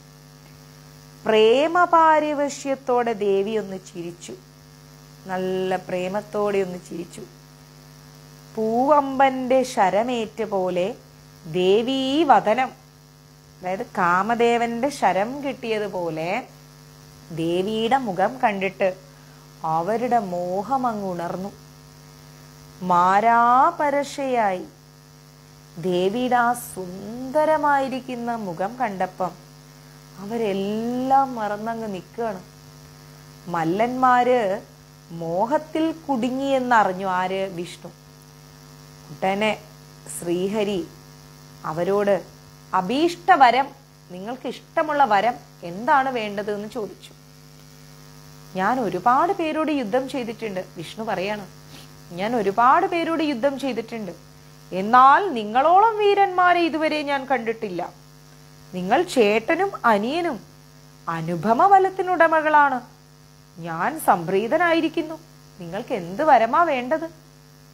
നിങ്ങൾക്ക് വരം നൽകാമെന്ന് പറഞ്ഞപ്പോൾ ദേവിയെ നോക്കി. ഈ അസുരന്മാർക്ക് വരം തരാമെന്ന് വിഷ്ണു പറഞ്ഞപ്പോ അസുരന്മാര് നേരെ ദേവീനെ നോക്കി. ദേവീനെ നോക്കിയിട്ട് ഒരു വീരവാദം പറഞ്ഞു. ഞങ്ങൾ ദാനം ഇരക്കുന്നവരല്ല, ഞങ്ങൾ ദാനം നൽകുന്നവരാണ്. നിനക്ക് എന്ത് വരം വേണമെന്ന് ചോദിച്ചാലും നിന്റെ യുദ്ധം ഞങ്ങൾക്ക് ഇഷ്ടമായി. അവർ വരം നൽകാം എന്ന് പറഞ്ഞപ്പോ ഇവരെന്താ പറഞ്ഞത്? ഞങ്ങൾക്ക് നിന്റെ വരമൊന്നും വേണ്ട, ഞങ്ങൾ ഈ വരം വാങ്ങുന്നവരുമല്ല, ഞങ്ങളെ ദാനം അങ്ങോട്ട് നൽകുന്നവരാണ്. നിനക്കെന്ത് വരം വേണം അത് ചോദിക്കൂ എന്ന് പറഞ്ഞപ്പം വിഷ്ണു പറഞ്ഞു, നിങ്ങൾ എനിക്ക് വധ്യരാകണം എന്ന് പറഞ്ഞു. ഇത് കേട്ടാ പിന്നെ ഇനി ഒന്നും പറയാൻ പറ്റില്ലല്ലോ. വിഷ്ണുവിന് അടങ്ങിയില്ലേ അവര്? സൂതൻ പറയാണ്, വിഷ്ണു നമ്മളെ പറ്റിച്ചു കളഞ്ഞല്ലോ എന്ന് ആലോചിച്ച് ഇവരങ്ങ് വല്ലാതെ വിഷമിച്ചു. എന്ത് വരം വേണമെന്ന് വെച്ചാല് ചോദിച്ച വരം കൊടുക്കണമല്ലോ. വിഷ്ണു അവരെ പറ്റിച്ചു. എന്നാ പെട്ടെന്ന് അവര് ചുറ്റുപാടും നോക്കി. എല്ലാ സ്ഥലത്തും വെള്ളം മാത്രം. അങ്ങ് ഞങ്ങൾക്ക് വരം നൽകാമെന്ന് പറഞ്ഞുവല്ലോ, സത്യവാക്കായ അവിടുന്ന് ജലമില്ലാത്തിടത്ത് വെച്ച് മാത്രമേ ഞങ്ങളെ കൊല്ലാവൂ. അപ്പൊ ഉടനെ ഇവര് പറയാണ്, അങ്ങല്ലേ പറഞ്ഞ് ഞങ്ങക്ക് വരം നൽകാന്ന്. ഇവിടെ മുഴുവൻ വെള്ളമല്ലേ, നമ്മൾ വെള്ളത്തിലല്ലേ യുദ്ധം ചെയ്ത്, വെള്ളം ഇല്ലാത്ത സ്ഥലത്ത് വെച്ച് വേണം ഞങ്ങളെ കൊല്ലാന്ന്. ഇവരെ വിചാരം വെള്ളം എല്ലായിടത്തും വെള്ളമാണ്. അങ്ങനെയാവട്ടെ. വിഷ്ണു പറഞ്ഞു, ശരി, ഓക്കെ, എന്നാ പിന്നെ അങ്ങനെ ആവട്ടെ. എന്നിട്ട് വിഷ്ണുവിന്റെ തുടകളെ അങ്ങ് വലുതാക്കി കാണിച്ചു കൊടുത്തു. ഇതാ വെള്ളത്തിനു മീതെ വെള്ളമില്ലാത്ത സ്ഥലം, നിങ്ങളുടെ തല ഇവിടെ വെക്കൂ. വിഷ്ണു പറഞ്ഞു, നിങ്ങളുടെ തല ഇവിടെ വെച്ചോളൂ. ഞാൻ എന്റെ സത്യം പാലിച്ചിട്ടുണ്ട്, നിങ്ങളും അതുപോലെ സത്യം പാലിക്കൂ. എന്നാൽ ഈ വാക്ക് കേട്ടപ്പം ഈ മധുകൈടവന്മാര് 1000 യോജന അങ്ങ് വലുതായി. ഭയങ്കര വലുപ്പമായി ഇവര്. ശ്രീഹരി എന്ത് ചെയ്ത്? ശ്രീഹരിയുടെ തൊടയുടെ വലിപ്പം അങ്ങോട്ട് 2 ഇരട്ടിയാക്കി. അവരുടെ തലകൾ എന്ത് ചെയ്ത്? തൊടയ്ക്ക് മേലെ വെച്ച്. പിന്നെ ഇവർക്ക് വലുതാവാൻ പറ്റുന്നില്ല. അവരുടെ തല ശ്രീഹരിയുടെ തൊടയുടെ മേലെ വെച്ച് ശ്രീചക്രം കൊണ്ട് അങ്ങോട്ട് എന്ത് ചെയ്ത്? അറുത്ത് കളഞ്ഞു. അവരുടെ ജീവൻ വേർപെട്ടപ്പോ ഉടല് സമുദ്രത്തിൽ വീണ്. അങ്ങനെ അവരുടെ മേധസ് വീണുണ്ടായ ഭൂമിക്ക് മേദിനി എന്ന് പറയുന്ന പേരുണ്ടായി. മണ്ണ് ആഹരിക്കാൻ കൊള്ളാത്തതാവാൻ കാരണം ഇതാണ്. മണ്ണ് കഴിക്കില്ലല്ലോ, ആരും തിന്നില്ലല്ലോ. അതിന് കാരണം അതാണ്, അവരുടെ മേധസ് വീണതുകൊണ്ടാണ്. സർവാസുരന്മാർക്കും, അതായത് സർവസുരന്മാർക്കും ആരാധ്യയായിരിക്കുന്ന ആ മഹാമായയുടെ ശക്തിക്ക് അതീതമായിട്ട് 3 ലോകത്തിലും ഒന്നുമില്ല. സഗുണയായും നിർഗുണയായും പൂജിതയുമായിരിക്കുന്ന ആ ദേവിയുടെ കഥ നിങ്ങൾ ആവശ്യപ്പെട്ടത് കൊണ്ടാണ് ഞാൻ പറഞ്ഞത്. കൊല്ലരുത്, വിട്ടേക്കും. 10:29 ഒരു കുഞ്ഞു കഥയും കൂടെ പറഞ്ഞു നിർത്തണോ അല്ലെങ്കിൽ മതിയോ? വേഗം പറയും. നമുക്ക് 9 ദിവസം കൊണ്ട് തീർക്കാനുള്ളതുകൊണ്ടാ. എനിക്ക് 10:29 ഉള്ളൂ. ഒന്ന് പോ ജയ്ഷ മാതാജി.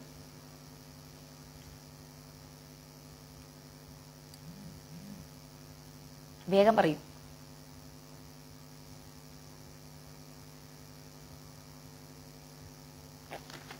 ഒരു കുഞ്ഞു കഥ പറഞ്ഞാൽ നമ്മുടെ ഒരു ചാപ്റ്റർ തീരും. ശ്രീമദ് ദേവി ഭാഗവതത്തിൽ ശിവവരദാനം. ഇതും കൂടി കേൾക്കാല്ലേ? നല്ല സുഖണ്ടല്ലേ കേട്ടിരിക്കാൻ? ആഹാ. സൂതപൂർവം ത്വയാ പ്രോക്തം വ്യാസേന മിതത്തേജസാ കൃത്വാ പുരാണമഖിലം ശുഗായാധ്യാപിതം ശുഭം വ്യാസേന തു തപ്തത്വവാ കഥമുത്പാദിതാ ശുഗവിസ്തരം ബ്രൂവി സകലം യശ്രുതം കൃഷ്ണ തതസ്ത്വയാ എന്ന് പറഞ്ഞു കഴിഞ്ഞാൽ ഋഷിമാര് ചോദിക്കുകയാണ്, സൂത, അങ്ങ് പറഞ്ഞല്ലോ വ്യാസൻ അനേകം പുരാണങ്ങൾ ഉണ്ടാക്കിയിട്ട് അത് ശുഗന് പറഞ്ഞു കൊടുത്തുന്ന്. ഈ വ്യാസ മഹാമുനി തപശക്തി കൊണ്ട് എങ്ങനെയാണ് കുട്ടികൾ ഉണ്ടാക്കിയത്? വ്യാസൻ പറഞ്ഞ കാര്യങ്ങളൊക്കെ ഞങ്ങൾക്കും പറഞ്ഞു തരൂ എന്ന് പറഞ്ഞു. അപ്പൊ സൂതൻ പറയാണ്, സത്യവതിയുടെ മകനായ വ്യാസന് പുത്രഭാഗ്യമുണ്ടായതിന്റെ കഥ ഞാൻ പറഞ്ഞുതരാം. പുത്രൻ ഉണ്ടാകാനുള്ള ആഗ്രഹത്തോടെ മേരുപർവ്വതത്തിലിരുന്ന് വ്യാസൻ ഉഗ്രമായ തപസ് തുടങ്ങി. സാരല്ലേ രമണ പ്രഭു, നാരദനിൽ നിന്ന് വീണ് കിട്ടിയ ഏകാക്ഷര ബീജമന്ത്രം ഉരുവിട്ട് മഹാമായയായിരിക്കുന്ന പരാശക്തിയെയാണ് വ്യാസദേവൻ ഉപാസിച്ചത്. പഞ്ചഭൂതങ്ങളുടെ എല്ലാം ശക്തിപ്രഭാവങ്ങൾ ഒത്തുചേർന്ന ഒരു മകനെയാണ് വ്യാസൻ ആഗ്രഹിച്ചത്. ശക്തനെയാണല്ലോ ലോകത്തിന് വേണ്ടത്, ദുർബലനെ ആർക്കും വേണ്ടല്ലോ. അതുകൊണ്ട് പൂജയ്ക്ക് അർഹയായിട്ടുള്ള ആ പരാശക്തി തന്നെയാണ് വ്യാസന് ഉപാസിക്കാൻ തീരുമാനിച്ചത്. ആഹാരമൊക്കെ ഒഴിവാക്കി ഒരു 100 കൊല്ലം മഹാദേവനെയും സദാശിവനെയും ഒക്കെ മുനി അങ്ങനെ ആരാധിക്കാൻ തുടങ്ങി. ദേവന്മാരും ഋഷിവന്ധ്യന്മാരും എല്ലാവരും തപസ് അനുഷ്ഠിക്കുന്ന ഒരു സ്ഥലമാണ് മേരുപർവ്വതം. ആ മേരുപർവ്വതത്തിന്റെ ശൃംഗരത്തിൽ സൈഡിലൊക്കെ ആയിട്ട് ദേവയക്ഷ കിന്നകന്മാരൊക്കെ ഉണ്ട്. ദേവന്മാരുണ്ട്, യക്ഷന്മാരുണ്ട്, കിന്നകന്മാരുണ്ട്, എല്ലാവരും ഉണ്ട്, കിന്നരന്മാരെല്ലാവരും ഉണ്ട്. അനേകം കർണികാരാദി വൃക്ഷലതാദികൾ അവിടെ അങ്ങനെ വളരുന്നുണ്ട്. ഇഷ്ടംപോലെ വൃക്ഷങ്ങളൊക്കെ ഉണ്ട്. ദേവസംഗീതം എപ്പോഴും മുഴങ്ങിക്കേൾക്കുന്ന ഹിമഗിരിയുടെ മകുടത്തിലിരുന്ന് ഉയർന്ന സ്ഥലത്തിരുന്നിട്ട് വ്യാസമുനി ഇങ്ങനെ തപസ് ചെയ്യാണ്.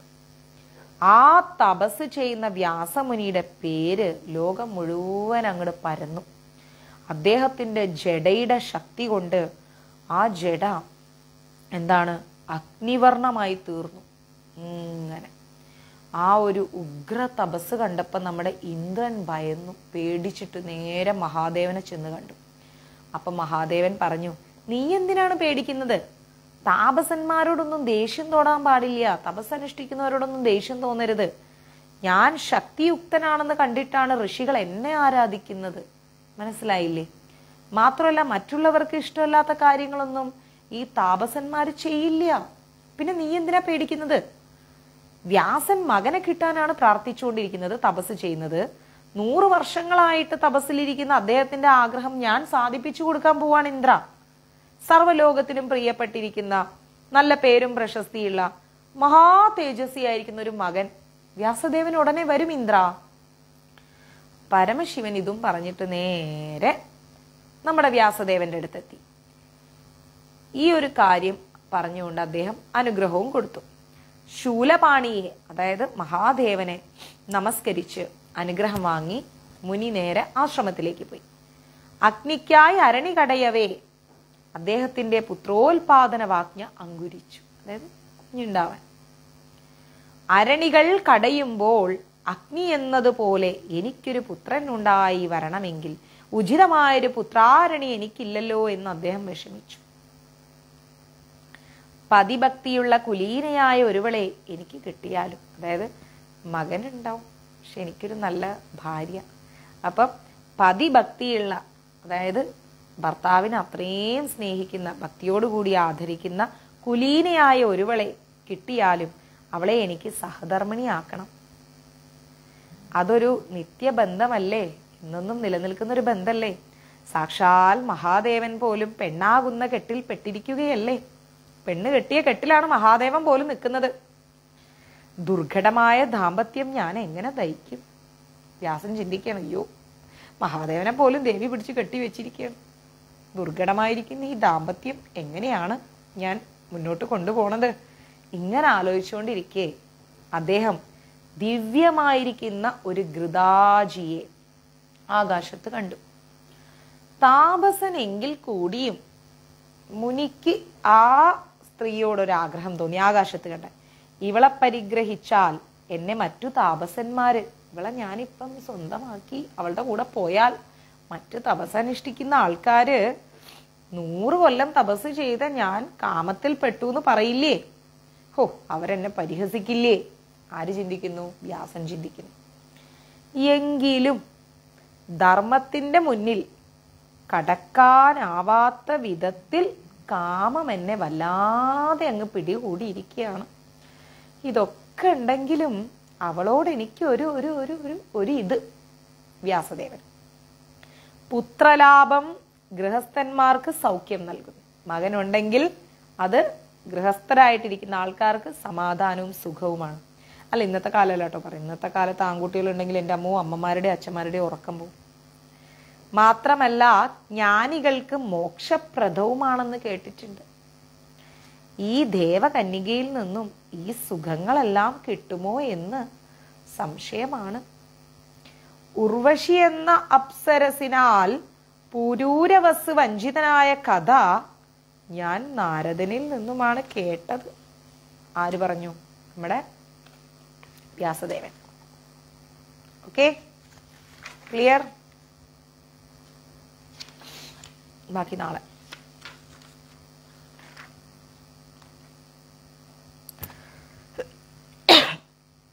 ഇഷ്ടമായോ?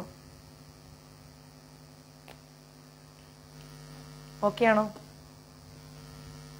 എന്നാ പിന്നെ ഉറങ്ങല്ലേ? നമുക്കെല്ലാവർക്കും സ്വസ്ഥമായി കിടന്നുറങ്ങാം. മാക്സിമം ലൈവ് ഷെയർ ചെയ്യും. Good night. നാളെ കാണാം. നാളെ രാവിലെയും ക്ലാസ് എടുക്കാൻ ചിലപ്പോൾ ബുദ്ധിമുട്ടുണ്ടാവും. എന്താ പറയുക, പെൺകുട്ടികളും കണക്കാം. എന്താ വെച്ചാൽ ഇവിടെ ഇൻവെർട്ടർ ഫിറ്റ് ചെയ്യുന്നതുകൊണ്ടേ കുറച്ച് പണിയുണ്ട്. അപ്പം പണിക്കാരൻ ഇന്നൊരു സംഭവം ഉണ്ടായി. കിച്ചൂട്ടനെ ഇവിടെ വെച്ചിരിക്കല്ലേ, അപ്പം ഇതിൻ്റെ സൈഡിൽ ഇപ്പം ഇങ്ങനെ കുറച്ച് ഇതൊക്കെ ഉണ്ടല്ലോ, ഐഡൽസ് ഉണ്ടല്ലോ. അപ്പം ഞാൻ എന്ത് ചെയ്തു, ആ ഐഡൽസ് എല്ലാം കൂടെ ഒരു ടേബിൾ ഇങ്ങനെ സെറ്റ് ചെയ്ത് ഇങ്ങനെ വെച്ചിരിക്കുകയാണ്. എപ്പോൾ വേണമെങ്കിലും ആ ടേബിൾ വീണ് പോകും. തൊട്ടും തൊടാതെയാണ് ആ ടേബിൾ നിൽക്കുന്നത്. അപ്പം ഇന്ന് ഈ പണിക്കാരൻ വന്നപ്പോൾ ഞാൻ പറഞ്ഞു, ചേട്ടാ, ഭാഗ്യത്തിനൊരു മലയാളി പണിക്കാരനാണ്. ഞാൻ പറഞ്ഞു, ചേട്ടാ, എനിക്കിവിടെ എൽ ക്ലാമ്പ് വെച്ചിട്ട് ഒരു ചെറിയ തട്ടടിച്ചു തരുമെന്ന് വെച്ചു, ഈ ടേബിളിന് അതേ വലിപ്പത്തിൽ. അപ്പം എനിക്കവിടെ ഈ ഐഡൽസ് എല്ലാം വെക്കാമെന്ന് പറഞ്ഞു. അപ്പം അദ്ദേഹം എന്നോട് പറഞ്ഞു, അത് ഡ്രില്ലർ കൊണ്ടുവന്നിട്ടില്ല, കുഴപ്പമില്ല, ഞാൻ നാളെ അത് അടിച്ചു തരാമെന്ന്. ശരിയെന്നു. അപ്പോൾ ഇവിടെ ഓൾറെഡി ഒരു പ്ലഗ് പോയിന്റ് ഉണ്ട്. ഞാൻ പറഞ്ഞു, എനിക്ക് ഇനി ഒരു പ്ലഗ് പോയിന്റ് ഇവിടെ വേണം എന്ന് പറഞ്ഞു. ആ മഹാമന്ത്രം 24 hours അങ്ങനെ പോകാൻ. മറ്റേ നമ്മൾ ഈ ക്ലാസ് എടുക്കുന്ന സമയത്തൊക്കെ അത് കട്ടായി പോവാണ്. എനിക്കൊരു പ്ലഗ് പോയിന്റ് അവിടെ പിടിപ്പിച്ചു തരൂ. എനിക്കപ്പോൾ ആ മഹാമന്ത്രം എപ്പോഴും അവിടെ ഇങ്ങനെ ഓഫ് ആവാതെ കിടക്കുമല്ലോ എന്നാണ്. കാരണം ഇൻവെർട്ടറും കൂടി ഉള്ളതുകൊണ്ട് പിന്നെ ഒട്ടും ഓഫ് ആവില്ലല്ലോ. അതിനെന്താന്ന് പറഞ്ഞു. പക്ഷെ നിങ്ങളൊരു കാര്യം ചെയ്യണം, ഈ ഭഗവാനെ ഒന്ന് ഇവിടുന്ന് എടുക്കണം എന്ന് പറഞ്ഞു. എൻ്റെ ദൈവമേ, ഞാൻ ഈ കിച്ചൂനെ പൊക്കിയിട്ട് ഈ കസേര അവിടെ വെച്ചിട്ടുണ്ടായിരുന്നു. എൻ്റെ കഷ്ടകാലത്തിന് കിച്ചൂനെ കൊണ്ടുപോയി ഞാൻ ആ കസേരയിൽ ഇരുത്തി. അപ്പം ഞാൻ ചോദിച്ചു, രാധാറാണി ദേവി എടുക്കണ്ട, ദേവി അവിടെ ഇരിക്കട്ടെ. ഒരു മിനിറ്റ് അങ്ങോട്ട് രാധയുടെ അടുത്തുനിന്ന് ഇയാള് മാറി കുറച്ച് അങ്ങോട്ട് ഇരുന്നപ്പോഴേക്കും എന്താ പറയാ, ഈ മനുഷ്യൻ മര്യാദയ്ക്ക് ആ അടുക്കളയിൽ ഹാളിൽ ഇരുന്ന ഫ്രിഡ്ജ് വരെ ഞാൻ അടുക്കളയിലേക്ക് മാറ്റാൻ വേണ്ടി അവിടെ പ്ലഗ് പോയിന്റ് ഒക്കെ പിടിപ്പിച്ച് അത്രയും നേരം ഈ വീട്ടിൽ പല പല സ്ഥലങ്ങളിൽ പല ജോലി എടുത്തുകൊണ്ടിരുന്ന ആ ഡ്രില്ലർ, എന്തോ ഒരു സാധനം, ആ സാധനം ഇത്രയും ബലമുള്ള ഇരുമ്പിന്റെ സാധനം അവിടെ ഒരു കുഞ്ഞു ഹോൾ ഇട്ടതും അതങ്ങോട്ട് പൊട്ടിപ്പോയി. അപ്പൊ അദ്ദേഹം പറയണം, അയ്യോ എൻ്റെ ഈ ടൂള് പൊട്ടിപ്പോയി, ഇനി എനിക്ക് തുളയ്ക്കാനൊന്നുമില്ല, ഞാൻ നാളെ വരാം കേട്ടോ. നാളെ വന്നിട്ട് ഞാൻ അങ്ങോട്ട്, അതെ ഇന്ന് പൊടിയൊക്കെ പറയിട്ടേ കണ്ണൊക്കെ ചൊറിയുന്നു, നാളെ വന്നിട്ട് ഞാൻ അവിടെ സെറ്റാക്കി തരാമെന്ന് പറഞ്ഞു. ഞാൻ പറഞ്ഞു, ഇത് പൊട്ടിപ്പോയിന്ന്. അപ്പൊ കിച്ചൂനെങ്ങനെ എടുത്തിങ്ങനെ മാറ്റി കസേരയിൽ വെച്ച് ഞാനിവിടെ ഇങ്ങനെ നിൽക്കുന്നുണ്ട്, രാധാറാണി ഇവിടെ ഉണ്ട്, കിച്ചൂട്ടൻ അപ്പുറത്തിരിക്കുന്നു. അപ്പൊ ഞാൻ എൻ്റെ മനസ്സിലുണ്ടായിരുന്നു, കിച്ചൂനപ്പം രാധക്കുട്ടിയുടെ അടുത്തുനിന്ന് മാറ്റിയല്ലോ ഭഗവാനെ, ഇനിയിപ്പോൾ അടുത്ത സൂത്രപ്പണി ഒപ്പിക്കുമോ എന്നിങ്ങനെ വിചാരിച്ചിരിക്കുക ഈ മനുഷ്യൻ്റെ ടൂള് പൊട്ടിപ്പോയി. ഞാൻ പിന്നെ ഒന്നും പറഞ്ഞില്ല. കാരണം അല്ലേ പിന്നെ പറയും, നിങ്ങളുടെ കിച്ചു കാരണം എൻ്റെ ടൂള് പൊട്ടി, അതിൻ്റെ കാശും കൂടി തരണം എന്ന് പറഞ്ഞാൽ പിന്നെ പെട്ടുപോയില്ലേ, കിച്ചു ഉണ്ടോ എടുത്ത് കൊടുക്കാൻ പോണു. എന്നിട്ട് ഞാൻ കിച്ചുവിനോട് പറഞ്ഞു, ഇങ്ങനെ ദുഷ്ടതരം കാണിക്കരുത് കേട്ടോ, ഒരു പാവം മനുഷ്യനല്ലേ അയാൾ, എന്തിനെങ്ങനെയൊക്കെ കാണിക്കണേന്ന് ചോദിച്ചു.